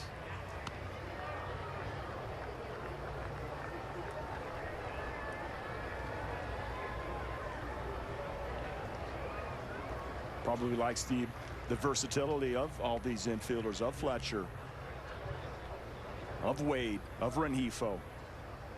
These guys, you don't want them playing 162. You got to mix and match.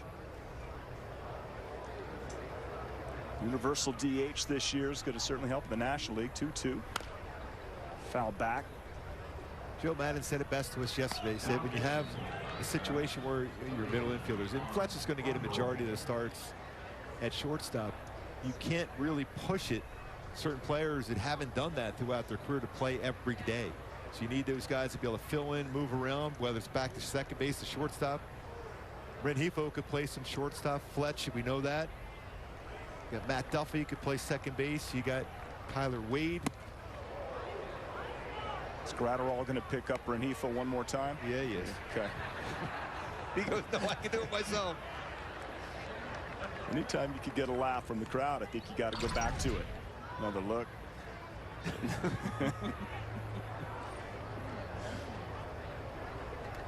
Rengifo's like, enough already. That's a dangerous pitch in there to try to get out of the way of that one, too. Full count to Rengifo. By the way, I like that netting going down that far. That's a dangerous. A lot of times in spring training, especially when they're so close to the field, fans, it's a tough one to get out of the way. Good thing that netting is there. I concur, partner. More and more time, people have their head down and some devices. Baseball, you need to keep your head up.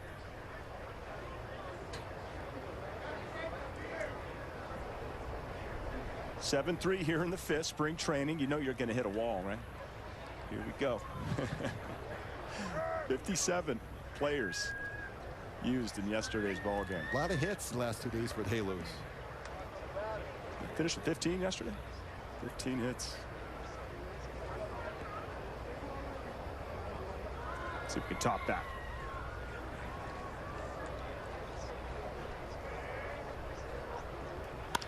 Rengifo, first base. Could be two. He runs well. He's able to avoid the double play.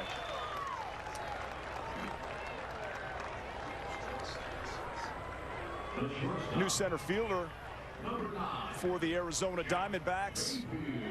It's the younger brother of David Fletcher, Dominic Fletcher. And I know when I had a chance to speak to David when Dominic got drafted, and he was hoping they'd get an opportunity to play in the same ball game, and here you go. Yeah, he said he was going to be in here at some point today. Saw him earlier today. David Fletcher with a couple RBIs on outs today. His brother out there in center field. But Arkansas. Looks like maybe a little more muscular, this Dominic Fletcher. I'm glad you said that, because Fletch maybe listened to our game in there. He'll come in and remind you of that tomorrow. Yeah, maybe bench press a little bit more than Fletch.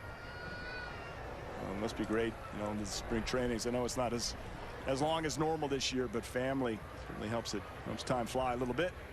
Jack Mayfield, first and third. Rengifo's on the way. Mayfield gets a hold of that one, left field, and it's gone. Jack Mayfield, 3-run home run for the Angels. It's 10-3. Boy, Captain Jack with the best play in baseball, the 3-run home run. 3 home runs in the game now for the Angels, and the hits continue, and the runs. Captain Jack Mayfield. Mayfield, who came in hitting in the David Fletcher's leadoff position, and didn't miss that. His job of bringing his hands in on that one. The drive out went out the left. See the grab by the fan. Bare hand, no problem. You know, you got to have dad strength if you're not going to bring a glove and make a catch. And say, listen, this is how you make the play. Use 2 hands. A lot of dad strength here this afternoon. The Angels line up. So Jack Mayfield has to be in the mix. Remember, he walked by us today with smiling. He was looking forward to the game today. Well, yeah, he is. That is a Mike Trout. You see the picture there. Dad strong t-shirt. And he's able to make the catch with his little toddler right next to him and gives him that baseball. Well, that's tremendous. Continuing that conversation from Mike Trout 2 hits of the game, then a Mike Trout. That strong makes the play in the stands. In the berm. Jake Gatewood now hitting. DHing. Shohei Ohtani had a couple of bats, single and an RBI. And again, Ohtani will be pitching on Monday right here at Tempe. Diablo, we have it for you on Valley Sports. Don't miss it. Third baseman,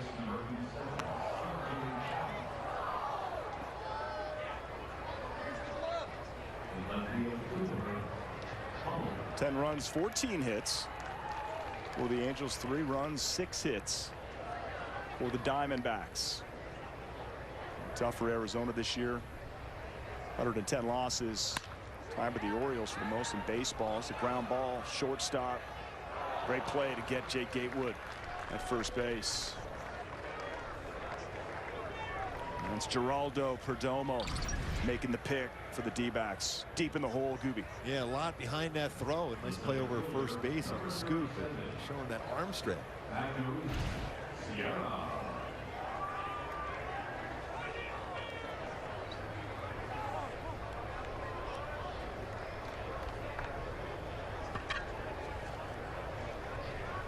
Magneuris Sierra. And a base hit last time out. Little chopper with great speed. The Angels do a lot of damage on the first and second pitch. 10 of the 14 hits today on the first or second pitch. Another chopper. That's a knock. It is indeed. Great call. Jarvis tried to get over there and make the play. Of infield singles for Sierra. Oh, great speed. And well played. That speed going down the line. What have the Angels told you about Magneuris Sierra? Joe was saying, first thing he said, he was a great defender. But he said, I remember him to see him, he could fly. So the big thing is when you have a guy that has that type of speed, you're just looking for make contact. You have the home run power in the lineup anyhow, but you want contact and see how quickly you can run and create runs, set up runs. Let the other guys bring you home. Brent Strom now talking to Bryce Jarvis. So much speed on this team. As far as who you played with, Willie Wilson be the fastest player you ever played with? Willie was incredibly fast. Tom Goodwin could fly. And another guy who could fly on the football field too, but on the baseball field was pretty quick. Bo Jackson, yeah. Bo just sounded like a freight train running down the line. And he was incredibly fast. But Tom Goodwin was the fastest guy I've ever seen run. He was absolutely flying. There was times where he would run and you'd see all of a sudden his cleats were still at home plate and he was still flying down the line. Okay, so then who would be the slowest runner you ever played with? just carrying like a lead weighted balloon down the line. I would say it because there is a guy I could say, but he was a really good catcher for me, and a lot of times he caught a lot of big games, so I won't mention his name, Jamie Quirk.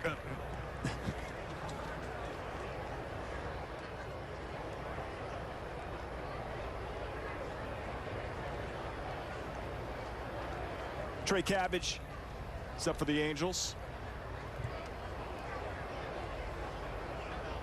Went for Jared Walsh at first base. Sierra on the run. Fouled off.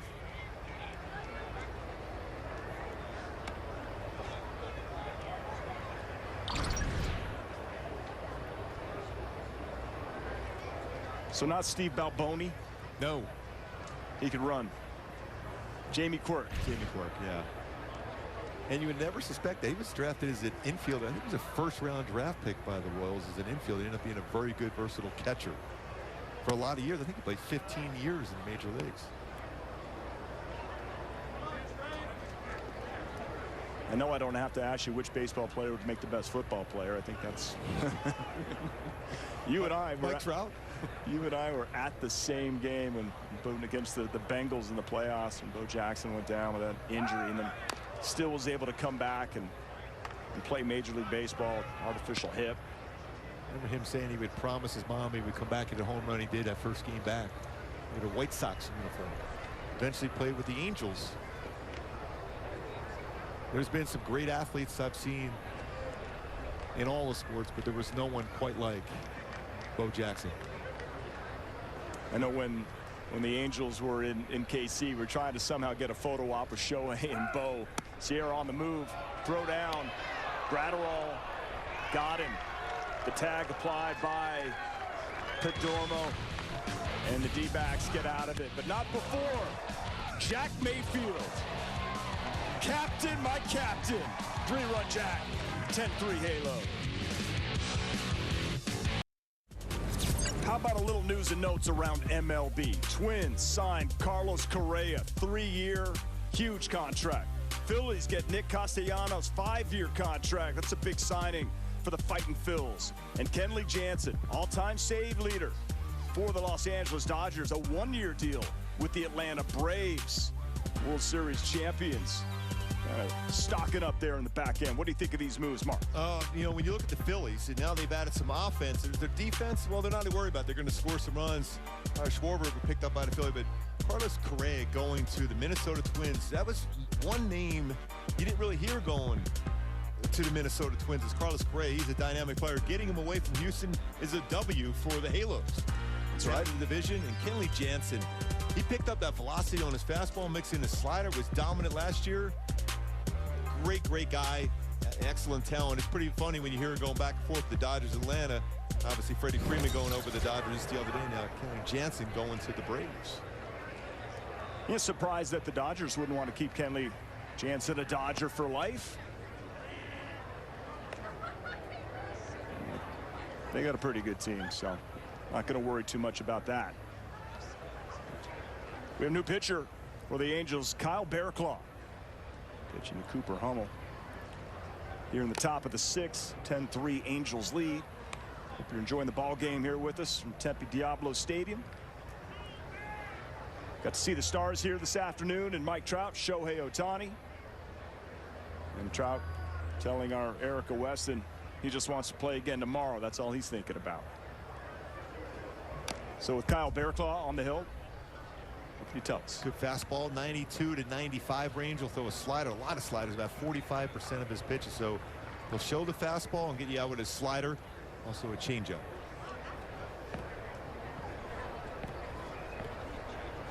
He's 31 years old in Santa Clara, California. He signed through 2022 for the Halos. He's got some big league experience. Tuned to 280 ball games.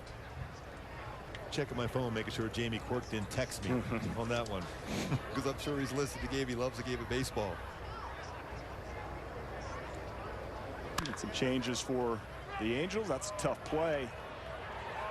Throw not Velasquez. Is that Jack Mayfield? I apologize. I believe, yeah, Captain Jack unable to throw out Cooper Hummel. Base hit. Thursday, April 7th is not just the home opener, but fans will also get an Angels 2022 wall calendar. Come on out to the Big 8, 6:30 for opening night. For more information, visit angels.com/promotions. Houston Astros in town. Probably Justin Verlander on the bump opening day for the Astros. Maybe going against Shohei Ohtani on the bump. Don't know yet. Just putting it out there. So you got a Bearclaw thrown to a Seth Beer. Perhaps we have a winner or the name of the day. I think so. Winner, chicken dinner, Seth Beer. Yes. Mouth watering, just saying it. Jose Rojas in at third base. Sandra Velasquez, second base.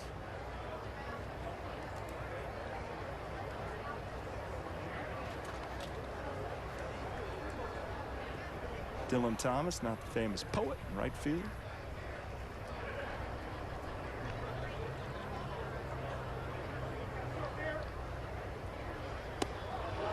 Bearclaw gets Beer. First and second. 10-3 ball game here in the 6th. Well, we have Beer fans for sure throughout the stadium. Didn't know he was so popular. Yes. Or did I? Where's Milwaukee? What were they thinking of? It's the Brewers. Come on. That's a good call. Rockies could also be an opportunity.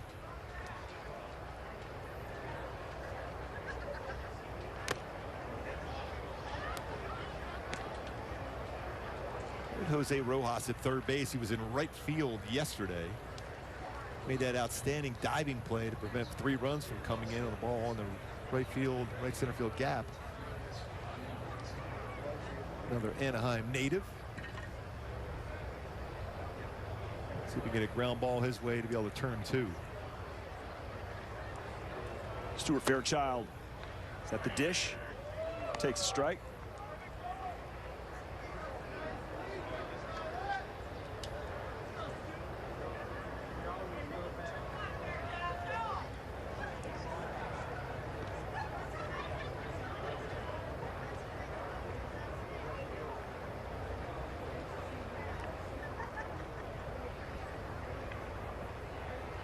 First and second, nobody out. Misses inside.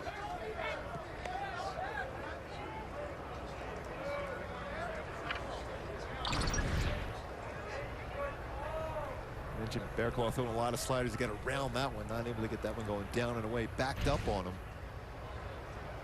Michael Lorenzen was talking about the feel for a slider in spring training games. Not as easy. That's a really important pitch to stay on top of the baseball.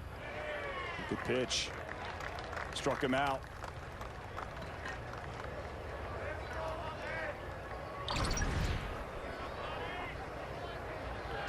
And that fastball by him had him thinking secondary pitch. Slider got a fastball, the express by him. It's good pitch, Mitch. Sequencing. The key is getting a hitter to think, looking, break a ball, and then get the express by him. Geraldo Perdomo. How do you see it, Mark? Do you see pitchers going backwards now, pitching backwards now, off speed first, then going fastball versus, years past? You have to. There's never a time where you think, okay, it's a fastball count for a hitter anymore. You think 1-0, 2-0 fastball? No. 3-2 fastball? No. So even sometimes when you're head to count 1-2, they're thinking secondary pitch. If you can command your fastball to both sides of the plate, that is a very effective pitch. You don't necessarily have to go to those secondary pitches anymore. Pumps that one in there, 1-1 to Perdomo. We've already seen a couple times today for Austin Romine behind the plate where he's framed pitches well. So just trust him to keep that ball, if it's on the corner or just slightly off the corner, keep that glove there and get that call. Up the middle, hit hard, base hit for Perdomo. It's going to play to run. 10-4. Good buddy.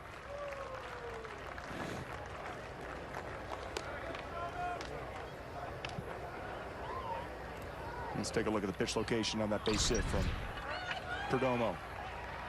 Just kind of flatten out again. It looked like another breaking ball was flattened for him. Back up the middle. And you'll hear that a lot in spring training, and I know games even with the Diamondbacks during the regular season, pitchers sometimes will say they can't quite get that crisp, tight break to a slider in Arizona. You'll see that sometimes. You'll talk about that up in Colorado too. Former Angel Juan Gratterall trying to make this Arizona Diamondbacks team. What are his chances? Well, he showed a good arm there. Was able to throw out. Sierra trying to steal a base, and that's a quick base runner. Very good defender. It's always been how much can he help you on the offensive side.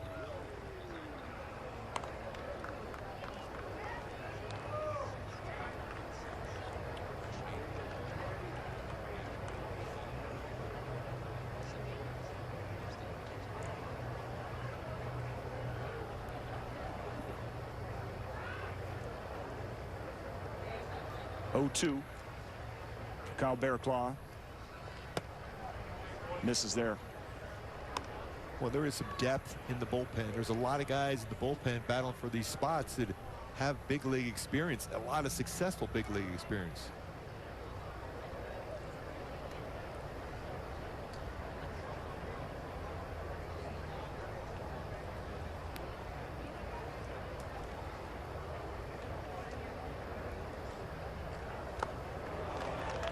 Oh, nice pitch, struck him out. What do you make of the stance of Gratterall? Usually I see when somebody has an open stance, that means he's going to, more than likely, when he gets that foot going, there's going to be still the outer part of the plate is going to be open because those hips are going to open up, even though he tries to close it. And the step going forward is going to be the outside part of the plate. It's going to have a tough time to be able to cover that part of the plate. And you can see that with that slider. If you hit it your spot well, it's going to be tough to make contact. Jake Hager now up, 2 down. First and second. I mean, a lot of experience for Bear Claw in his career. 280 appearances. Yeah. 11 career saves. So it's been a lot of time. A lot of success out of the bullpen. A lot of different pitchers. A lot of different options for the Angels and Joe Madden.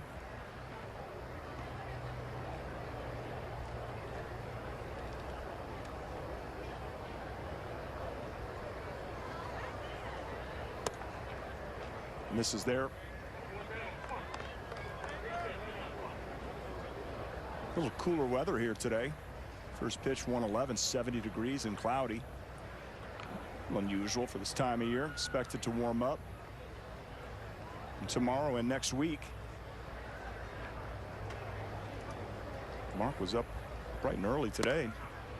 Didn't have your jacket for those early morning interviews. But that's fun. Patrick Sandoval was a lot of fun. Yeah, he was a lot of fun. I feel a lot of confidence for Sam. How did he get you today? Dude, I guess we could wait and listen to it. But the one thing I was joking around. I always ask the guys their potential walk-up songs, for the season, and I just joked around and said, "Where do you think I would have?" He goes, "Well, I could pick you as maybe AC/DC or coming up with some Kiss song." I said, "Kiss." He's happy. This shocked me on that one right away. And I started laughing. I go, "Well, by the way, I went and saw him just a couple years ago. At that point, Staples Center, now Crypto.com. Still not easy to remember that one there, Patrick. You had to do that all the time with the Kings. Yeah. Haven't messed that one up yet. Just give me time. No, Mark, you were a member of the Kiss Army. I saw Paul Stanley at the mall the other day. Did you really? Yeah, it was my wife. I'm like, look, it's Gene Simmons. And then luckily I didn't say that out loud. And then I was like, no, that was Paul Stanley. Stupid. He had the star. Gene had the tongue. Did you start singing Beth? Boy, I felt bad when Ace left the band. We can blame Patrick Sandoval for this conversation now. Oh, that was some spin on that one. Yeah, cute. A lot of English. And Cabbage is, we just rock and roll all day and all night here in the booth. We'll be right back. 10 runs, 15 hits for the Angels. Offense has not been an issue so far this spring. And they ended up losing 10-8 yesterday, but they have 10 runs. And the Arizona Diamondbacks here, bottom of the 6th inning.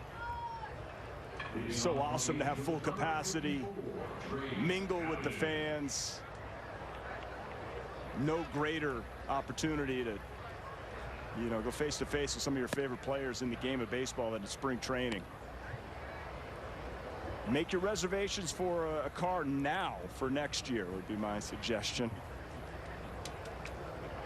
There's a car shortage everywhere, apparently. Yes. It's the chips. So we have Cabbage, and we have beer. Kiss Army. And we got Bear Claw, which, by the way, is perhaps one of the greatest donuts of all time. Not spelled, of course, Bear Claw. Kyle Bear Claw. But very good, but pronounced that. Yeah.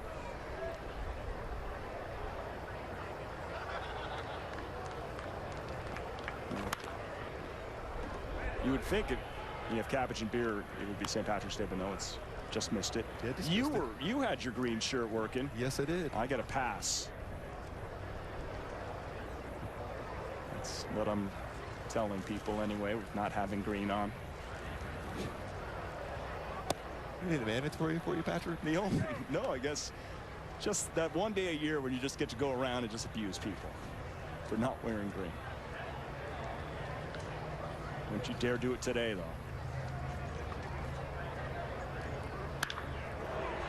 Cabbage, the shift.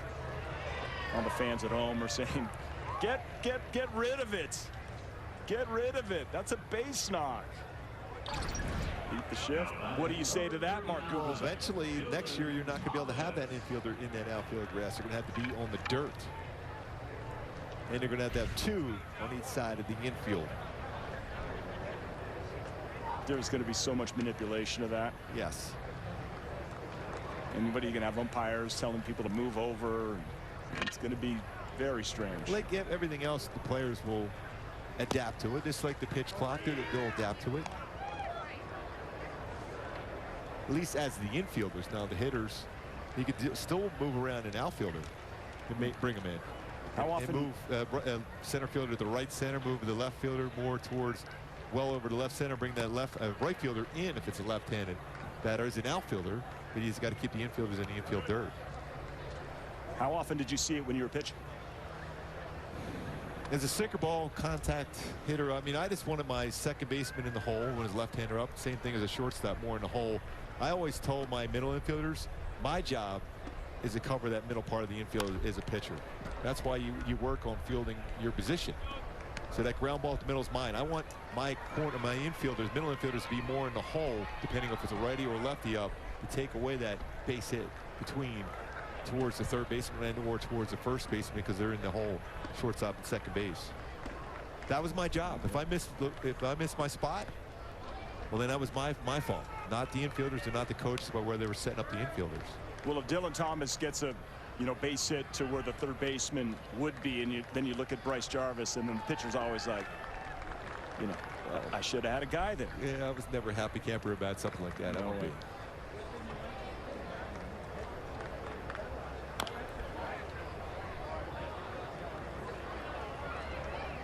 Number 39, Dylan Thomas. Last year in AAA.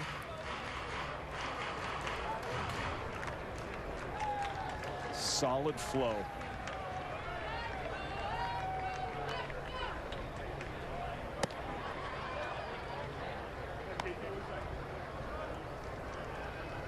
Some of those different rules and shifts and things like that, we still might see that ghost runner, but it may start in the 11th inning, not the 10th inning. Joe was talking about that yesterday, Joe Madden. That may happen. Players want it, and you're seeing more of a turn towards that. Initially, when that was part of the CBA, everyone's okay, let's go back to regular baseball and extra innings, but at least a true 10th inning, it looks like. Then that ghost runner at second base. Yes, in the 11th. Not first base that Joe was hoping for. It's like he broke his bat on that one. Dylan Thomas thrown out of first base, out number 1. Bottom of the 6th. It's a significant change to baseball, Mark. When you played regular season baseball, it was one thing in that condensed 60-game season, but big league 162 extra innings. But you look at what happens to teams. They could be decimated, the bullpen, for 2 weeks, just trying to get back on track. But you don't get a lot of 14 Joe Adell up, by the way, 14 inning, 15 inning games. I mean, they did research on the numbers of, but it's length of game, it's travel. There's a lot that goes into it when, the wear and tear in the regular season. The thing is, a majority of the fans liked it. Swing and a miss, good cut. Now, pitchers who come into the game, the man on second, not so much fans. That's not an earned run coming around. If you can give up 3 outs, that run can score. It's not an earned run, but you will have the L by your name. Adell, gapper. He's going to be running for quite some time. Gets all the way to the wall. Makes the turn. The throw. It's an easy triple for Joe Adell. So we've seen a 2-run home run. We've seen a base hit. Now we see the triple and the speed. Couple triples in the game. In a mammoth home run to left center. Now a triple to right center. And with 2 strikes. Boy, he's getting that foot down. And that stride he has. He's thinking there's no doubt in his mind he's got a triple. There's no slowdown. He's not even have to worry about trying to pick up Phil Nevin at third base. He knew he was going to be able to get in there rather easily, but that's that great speed, but power going the other way with 2 strikes right center. Only question was whether it was going to be stand up or slide. Think about that for a second, but no harm, no foul. Great to see. Catcher Austin Romine. So 3 home runs, 3 infield hits, and 2 triples for the Halos today. Pops up.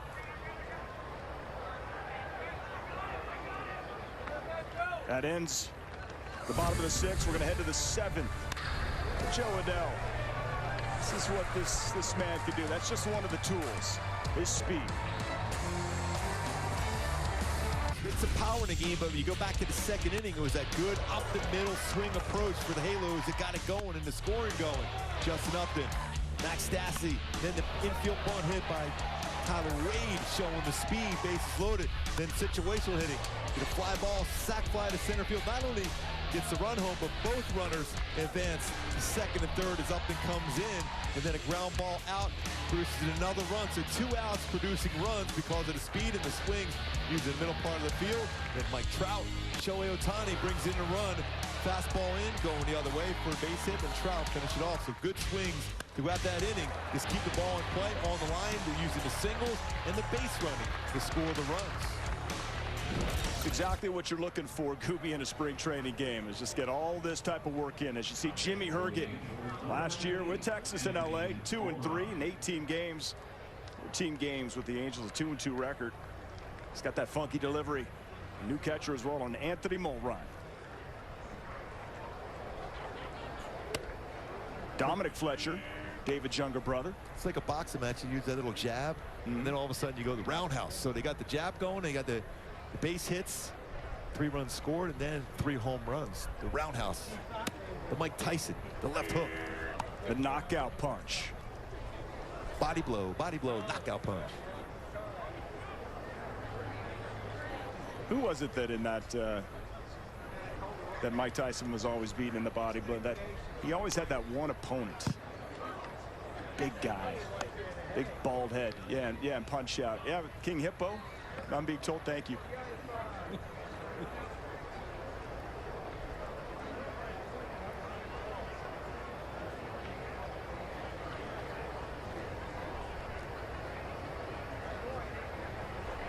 David Fletcher looking on to see what his younger brother could do. Dominic Fletcher. I'm sure the entire family pretty excited about this moment.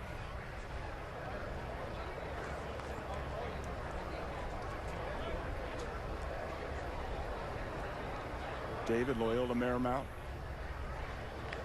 Dominic, Arkansas. 2 different worlds.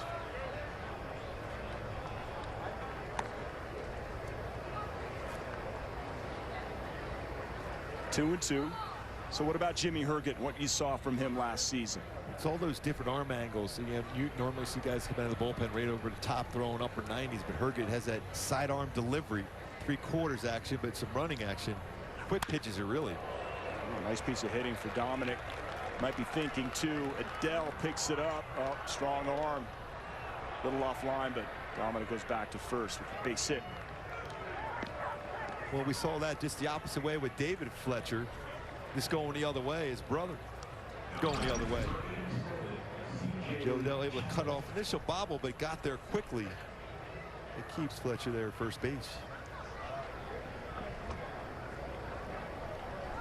C.J. Chatham is now up for the D-backs.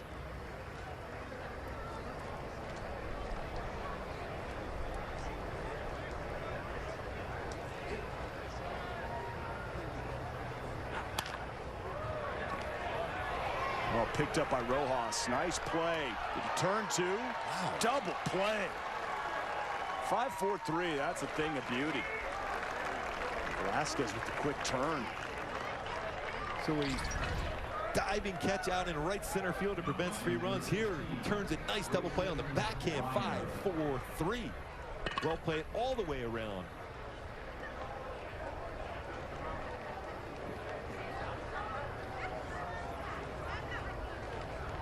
Dominic Canzone steps up 2 outs. Jimmy Herget, pitcher's best friend, the double play. So Rojas has that versatility. Velasquez absolutely can pick it and turn it. That play's not made. That's not a double play, really. I mean, it's all started because of an outstanding play by Joe Adell cutting that one off to keep him at first base. Yep. Otherwise, he's at second. That's going to be a tough play, a long throw across the diamond. Instead, it ends up being a double play. It's those little things you work on. And Joe Madden was talking about that today because the conversation was, where's Justin Upton going to play? Is he going to play maybe a situation platoon out there with Brandon Marsh? And he was like, well, Brandon Marsh is my guy, and Joe Adell he's talking about, and Justin Upton is going to be able to play some outfield, play some first base, move around on occasion in the lineup. He said what he's seeing from Joe Adell defensively is his reaction, his quick step, going in the right direction, making the plays is important, and you saw that on display. Even though he didn't quite get that baseball initially in the glove, he got there quick enough to keep Fletcher at first base and not attempt to go to second.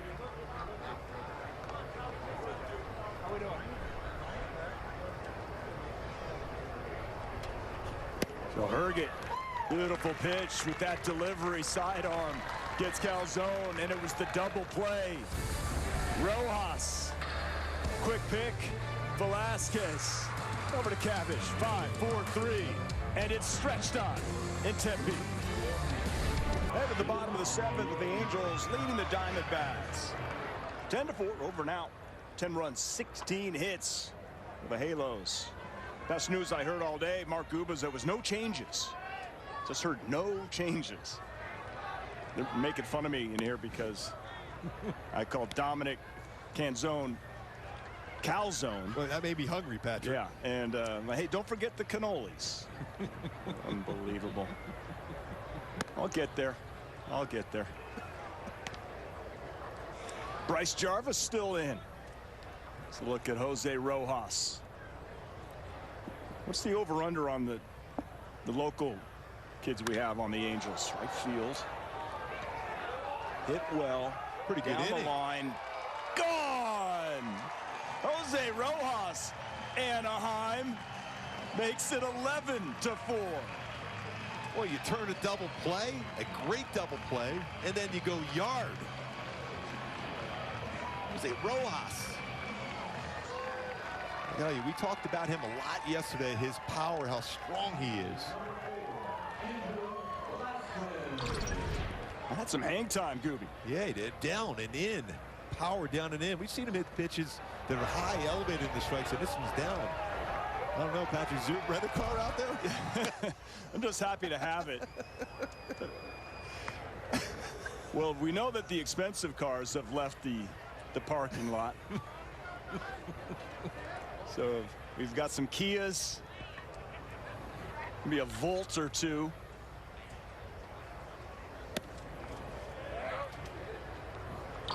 So this is what Jose Rojas brings to this Angels team. Is a flat-out hit.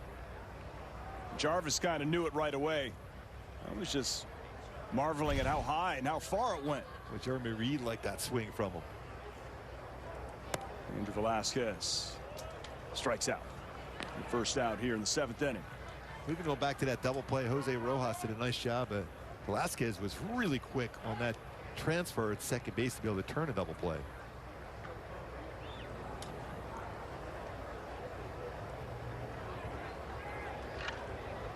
Jack Mayfield, 3-run home run back in the fifth inning.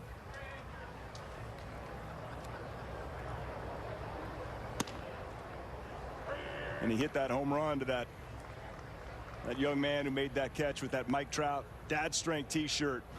One thing that Jack Mayfield has is some dad strength, because when he hit some big home runs last year, he would do the Spidey signal for his son that is a huge Marvel fan.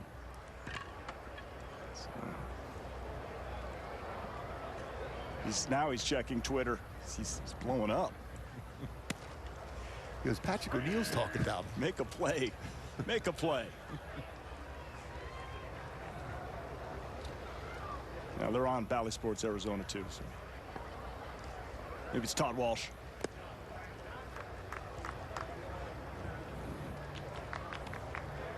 My fellow relic in the broadcasting business. Walshy. Just hanging in there.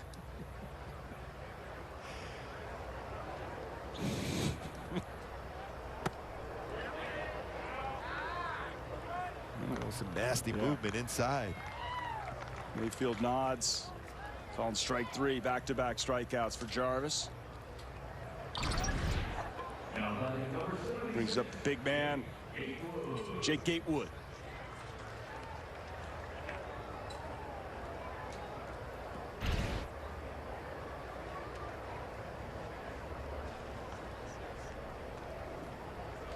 Bottom 7 here. Tempe 11-4 Angels. A little bit of everything. Home runs, small ball, speed. Home runs from Taylor Ward, Max Stassi, Mayfield, Rojas.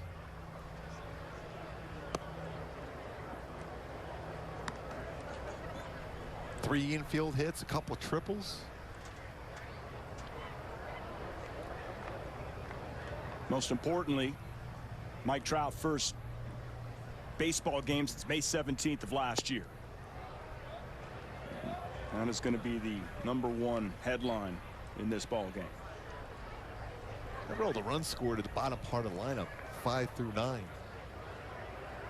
Some great production at the bottom of the order. Scoring some runs, driving in some runs.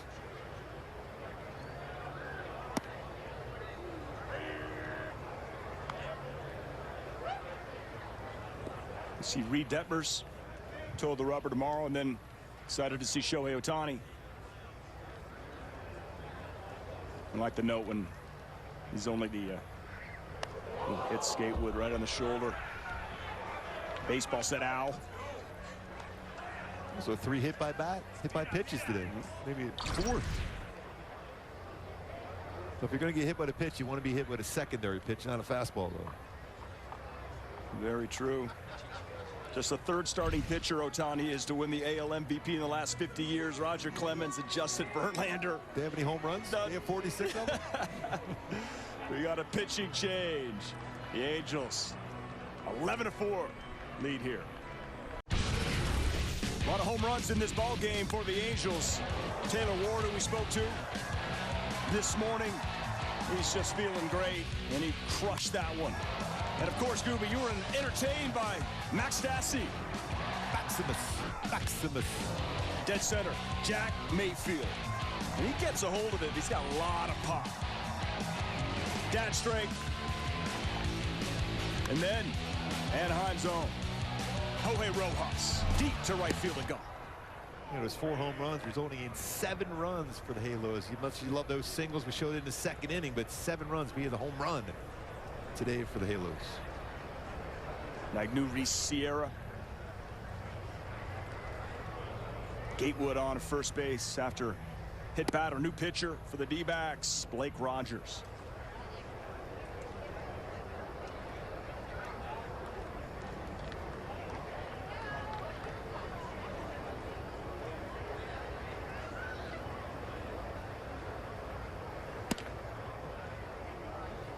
Sierra entered the ball game to replace Mike Trout.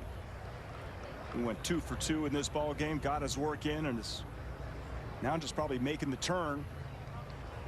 That's 4 hits out of that center field position. That's right. Takes a strike.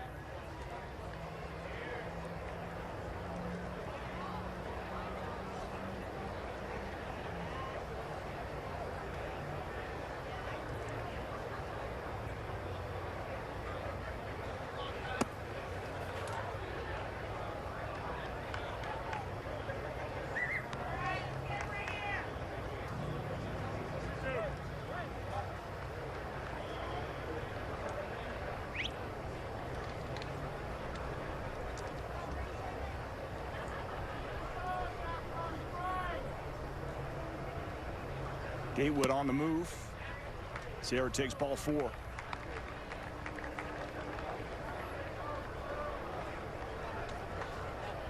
All 3 times on base for Sierra.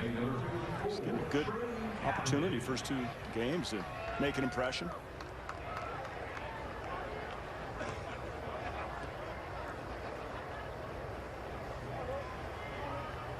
Trey Cabbage placed Jared Walsh in the ball game.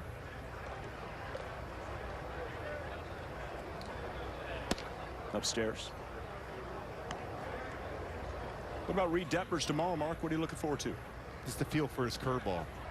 And trust him his fastball. He runs the fastball upper third of the strike zone, follows that same plane with his curveball. Change up feel.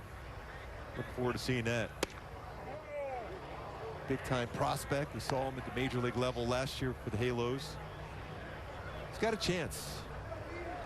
He was drafted out of college. The conversation was pitchability and when he was ready, major league ready, right after the draft. Well, he was up there quick last year.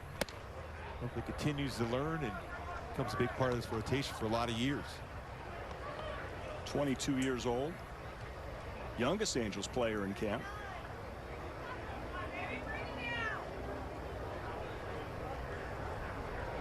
Got some veterans around you now as far as the pitching staff just to learn from. Be a pretty decent age gap if he throws to Kurt Suzuki. Due to see Kurt at some point here. Maybe tomorrow. I would expect so. That's great vibe about him. Swing and a miss.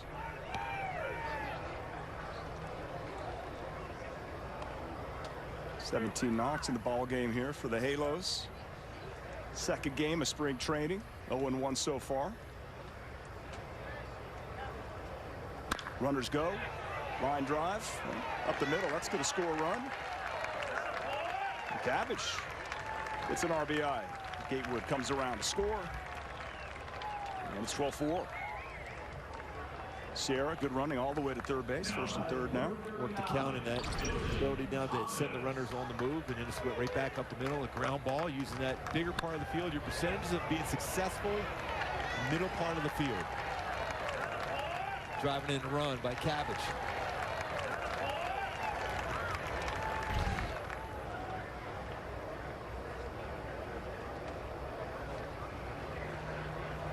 So now with 2 outs, Dylan Thomas. An opportunity to tack on. A little more damage for the Angels here.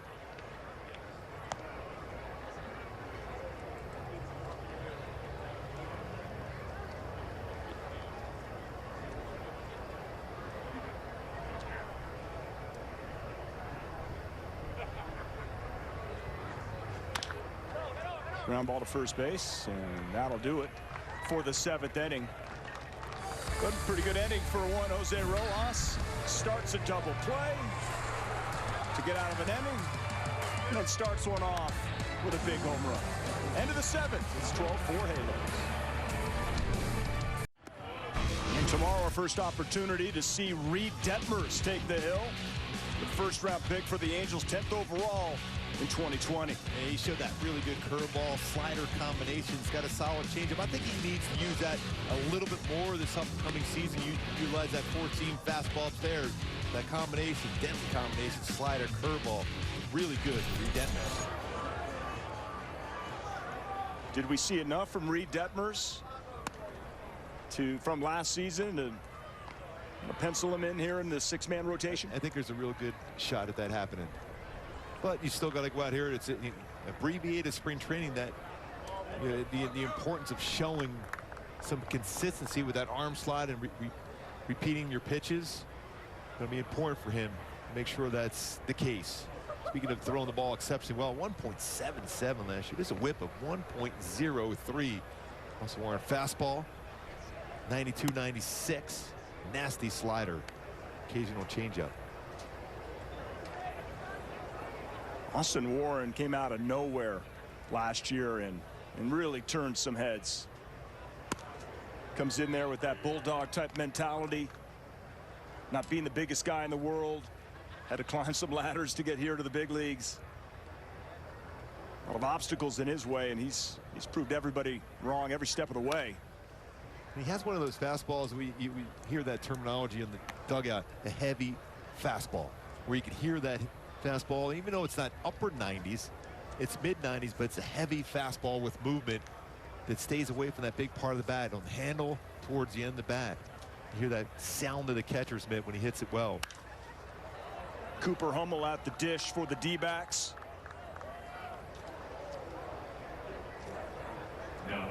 Austin Warren from Fayetteville, North Carolina, 26 years old. 6th-round pick back in 2018.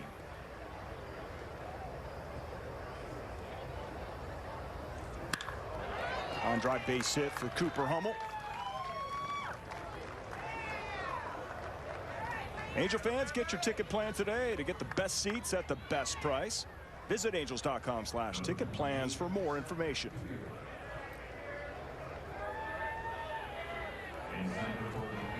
Home opener, season opener, lid lifter, April 7th at the Big A. Still have yet to learn who the Angels opening day starter will be. Seth Beer steps in. I'm sure there's odds on that type of thing, Gooby. I have a personal favorite. He won the MVP. That's his personal favorite. Yeah. But, you know, got a guy like Noah Syndergaard. You can throw some love to him. Say, hey, you know what? We're happy to have you, Thor. Yeah. And so throw some thunder out there. Bring the hammer. That's it. So is it another superhero as the Thunder? Sorry. Got to do it. Got to do it. It's a fly ball. The center fielder, Ryan Aguilar, is in there to make that catch.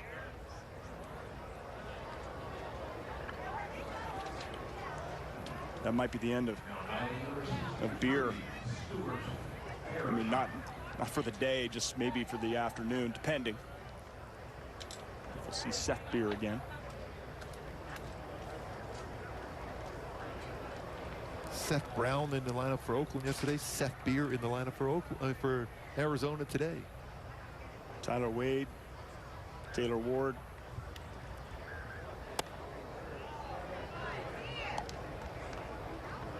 Now, Stuart Fairchild, no relation. I was waiting for that one for you, Patrick. I can't believe it took it that long. Yeah, Morgan Fairchild. Yeah, listen in SNL. Yeah, that's it. Terrible impression. I don't even know what I'm doing. I just remember it was Morgan Fairchild. Yes. Morgan Fairchild, Heather Locklear, Heather Thomas. I'm just naming my top 3 of all time. I'm not asking a question. Oh, okay. Thank you. I appreciate that one. Just maybe the start of something. A top 3. Patrick's top 3. I don't know. Yeah. It's spring training. We might want to throw that one out, but I think that's going to be a part of the game broadcast this year. Patrick's top 3. It's something. Could be names. Could be anything. Can we name their shows? I mean, it was Heather Thomas was with TJ Hooker. Yep. Heather Locklear, Dallas. Or Dynasty. Dynasty. Dang it.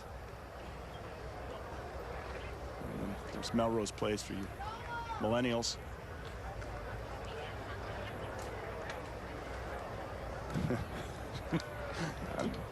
Baby boomers? I don't know.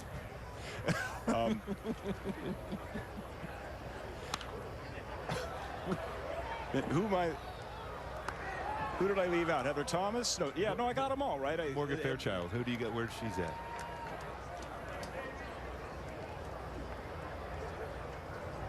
No one's helping me either, by the way. Leaving me hanging because I brought it up. Yeah, I'm trying to think. She did an hysterical Rodney Dangerfield skit that I saw on YouTube. But I know that's not the... Get them all confused now. Base hit. Maybe Falcons Crest? Oh, thank you. Thank you. Because, of course, I'm a big fan of Lorenzo Lamas.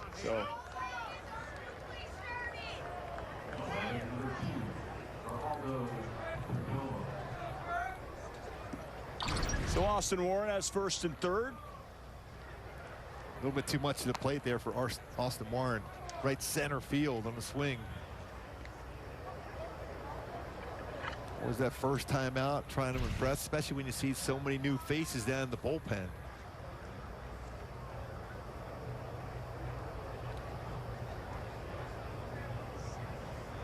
Very impressive last year. Geraldo Perdomo is up for the D-backs. Takes high and outside. all goes well for Austin Warren, is there room for him in that bullpen? You could go down the list. There's some solid names right now in that bullpen. Can't wait to see Iglesias and Loop. Yeah, there's going to be a need for a bullpen arm because of the starter's not getting stretched out necessarily. They're going to probably try to get around 5 innings to 90 pitches by the end of camp, possibly. So we'll see how that works out. So you're probably going to need an arm down there with potential expanded roster. Expanded roster. There's going to be more. You would think more bullpen arms. More relief pitchers. Yes. There should be. Yep. With the shorter spring training. Even though there's a 6-man rotation. Mm-hmm. Keep in mind, though, not many managers have the option of having 3 pitchers that actually could pinch hit for you. Ohtani, Lorenzen, and Syndergaard. They all mash.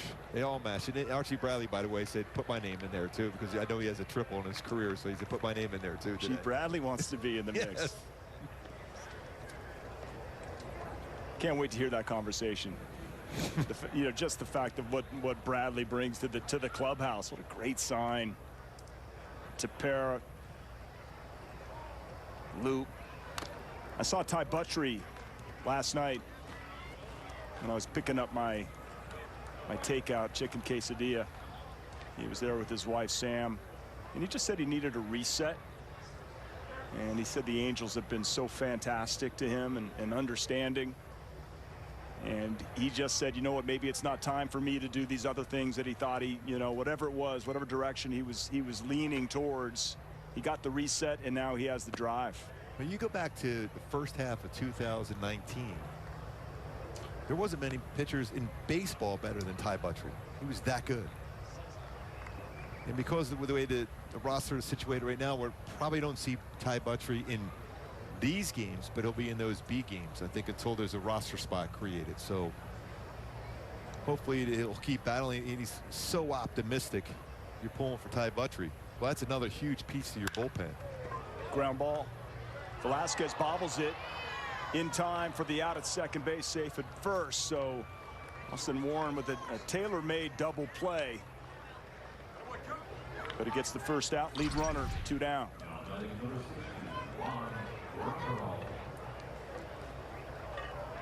Perdomo's on at first.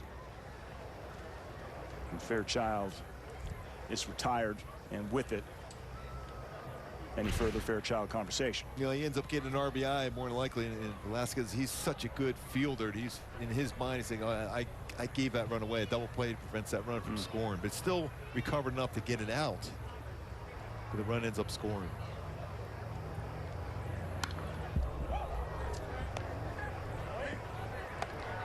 I don't think Juan Graterol was just trying to go the other way on that swing. They're pointing at him down there. It's a smile.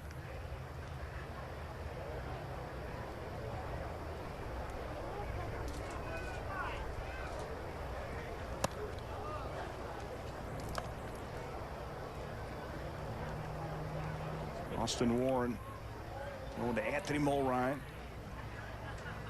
Here in the 8th inning now, 12-5.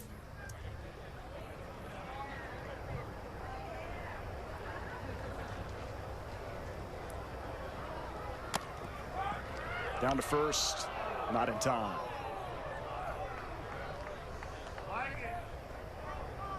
Accurate arm there from Mulrine. Even if you don't get him at first base, your job is to keep him getting a bigger secondary lead. So it was a quick throw, almost picked him off. Now you've kind of shortened up that secondary lead. More difficult for a base hit to be able to go first and third. Graterol, right field. Thomas is there to put it away. And then the 8th inning. D-backs get one. It's 12-5 Angel. Wild pitch. Retrieval. Stays on his feet. And now watch the arm here. Let's get it back. Wow. No spectators were injured on the return throw. Pretty good arm though. Out. Happy to have you with us here alongside Mark Gubiza. I am Patrick O'Neill, our entire Angels crew, Valley Sports. We got you covered all season long, all spring training long.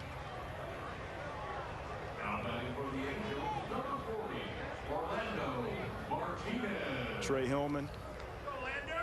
Excuse me, Jeremy Reed. Trey Hillman is going to be showing up soon to help out the Angels. Must have had him on my mind, but Jeremy Reed's got to be thrilled with what he's seen here this afternoon. 12 runs for the Angels, and now Orlando Martinez. Always a teaching moment talking to Dylan Thomas. It's the beauty of spring training. Your entire coaching staff in to work with some of the younger players and tell them what they've seen so far, what they need to work on.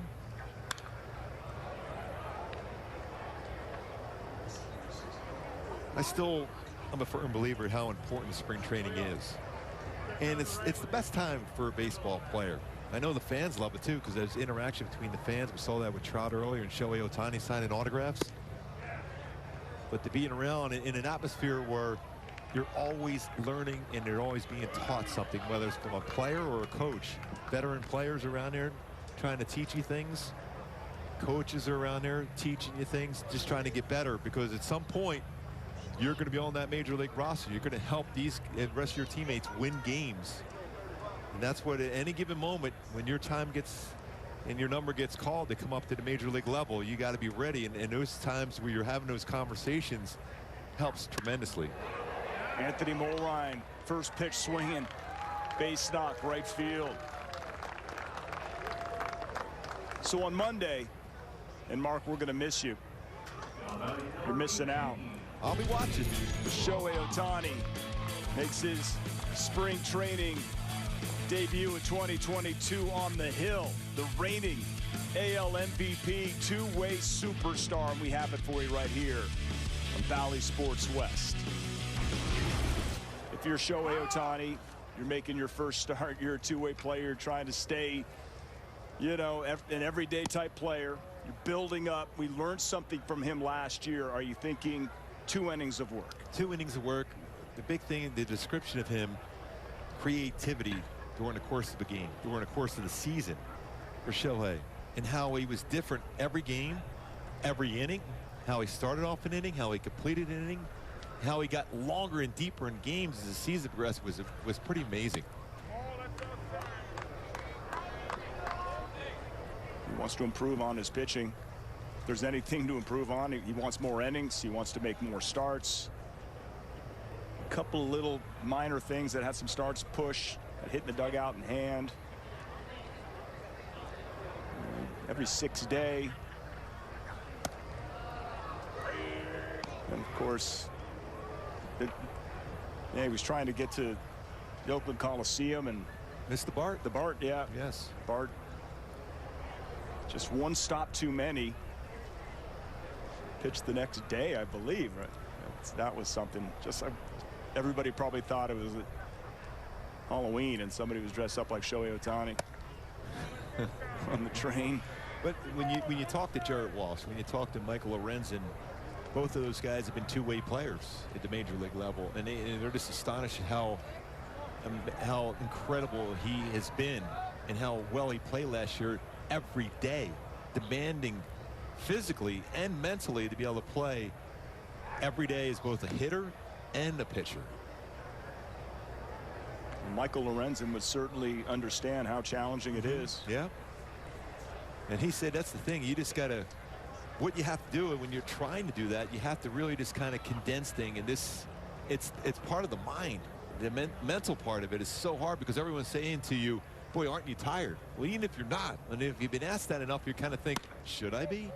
And then all of a sudden a negative thought comes in your mind. But that's what's made so impressive is not only that mental part of it, the physical part, but is how determined he is to be the best player in the world, as Phil Nevin called him earlier today.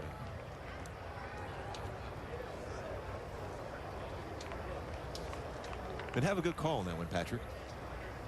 I can't wait. My first game last year was Shohei on the bump. Last pitch, 100 miles an hour, rushing to first base to cover, end the 7th inning, get the W. Truly remarkable athlete. What he's able to do is saw Rojas draw the walk. Velasquez, 6-4-3 double play. That ends the 8th inning. Coming back, top 9 next. Put on an Angels uniform and took the field for the first time since May 17th of last year when he was lost for the season with a calf injury. And Gooby stepped up, no problem.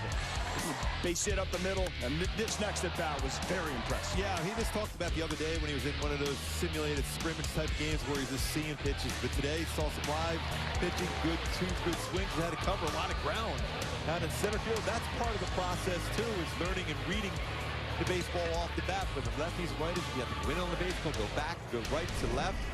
That's part of the thing too going on as far as making sure you're ready to go once the season starts for Trouty. A little more cloud coverage here this afternoon in the Valley of the Sun here in Tempe. Yesterday, no clouds at all. High sky, a lot of misplayed baseballs. But today, just nice and cool. These two still going at it.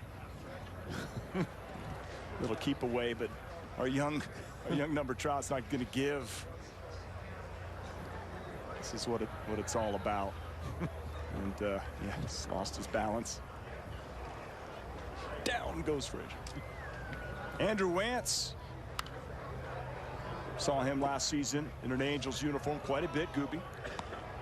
His fastball too pretty good with some movement. You see that movement running in. He's 92-93 with his fastball, heavy fastball himself. So a slider, curveball, changeup.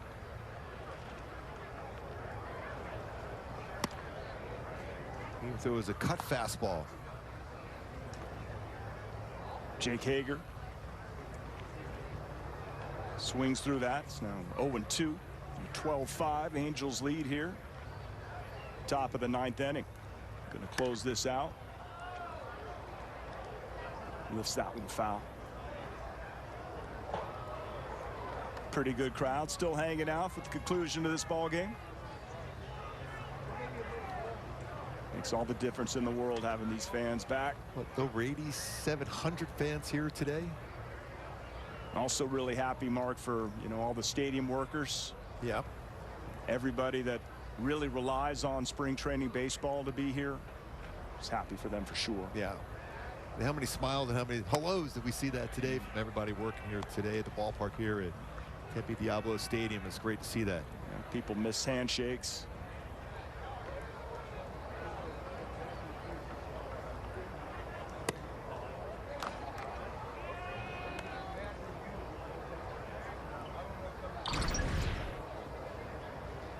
Like Wantz was hoping he'd get the call there. A good tight slider, little cutter. 2-2. Fly ball. Orlando Martinez put that one away for the first out of the 9th inning.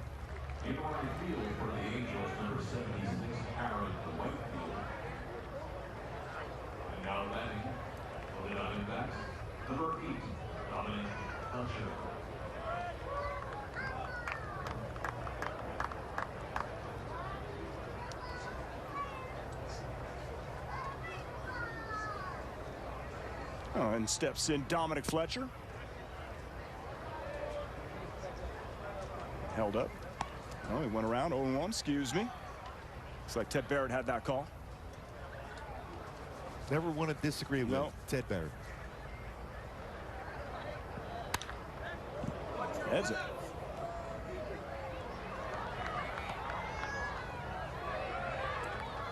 Did you ever get picked off by a foul ball in the dugout, Gooby? No. Holding that clipboard or whatever you were holding? No. Next day? Lucky enough that, I mean, I got hit with some line drives during games. That was good. That was a lot of fun to begin with, but not in the dugout. That's when they all start pointing. They said the field's this way. The field is this way. Don't hit the ball in their dugout.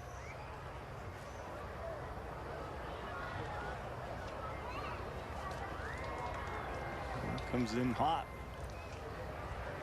I'm really looking forward to seeing Reed Detmers tomorrow on the mound. It's a big start for him. One of the top prospects in the organization, without a doubt.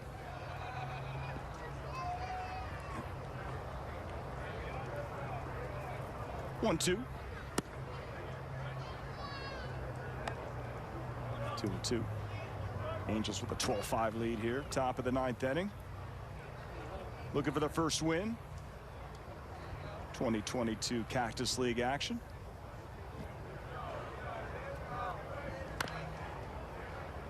And Fletcher fouls it off to the right side.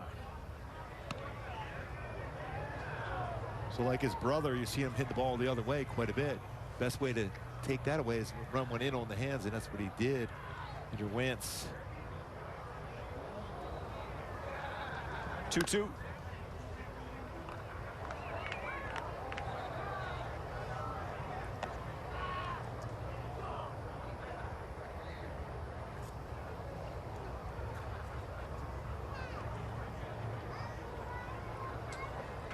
A lot of competition in this bullpen.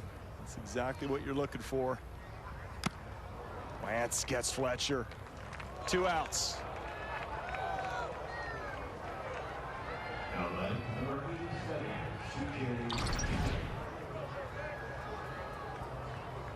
Pretty good movement on that fastball above the belt. 4-seam. Fletcher trying to make contact, unable to do so.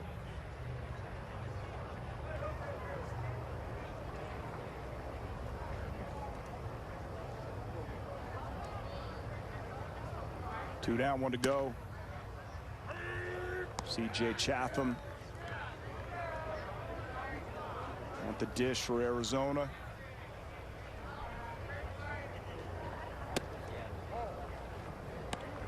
And Wentz, pretty good pace.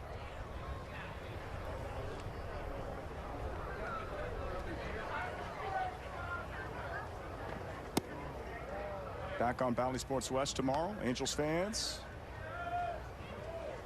against the Seattle Mariners. First look at their team with some new additions. Had a big trade with Cincinnati. Winker, Suarez. Chatham down the line. Stand-up double.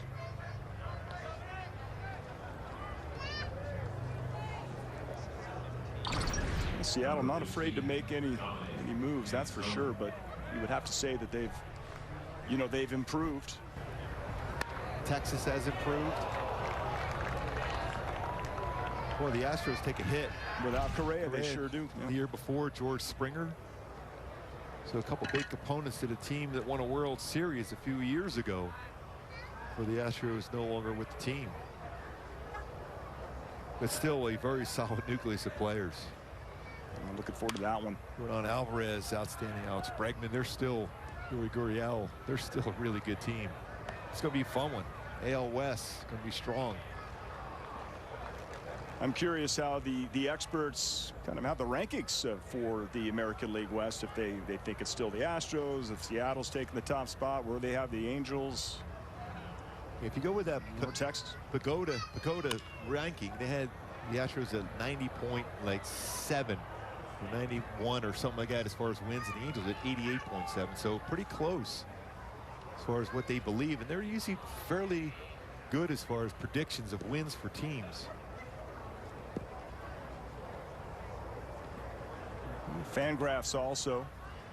The Astros at 91, Angels for 82.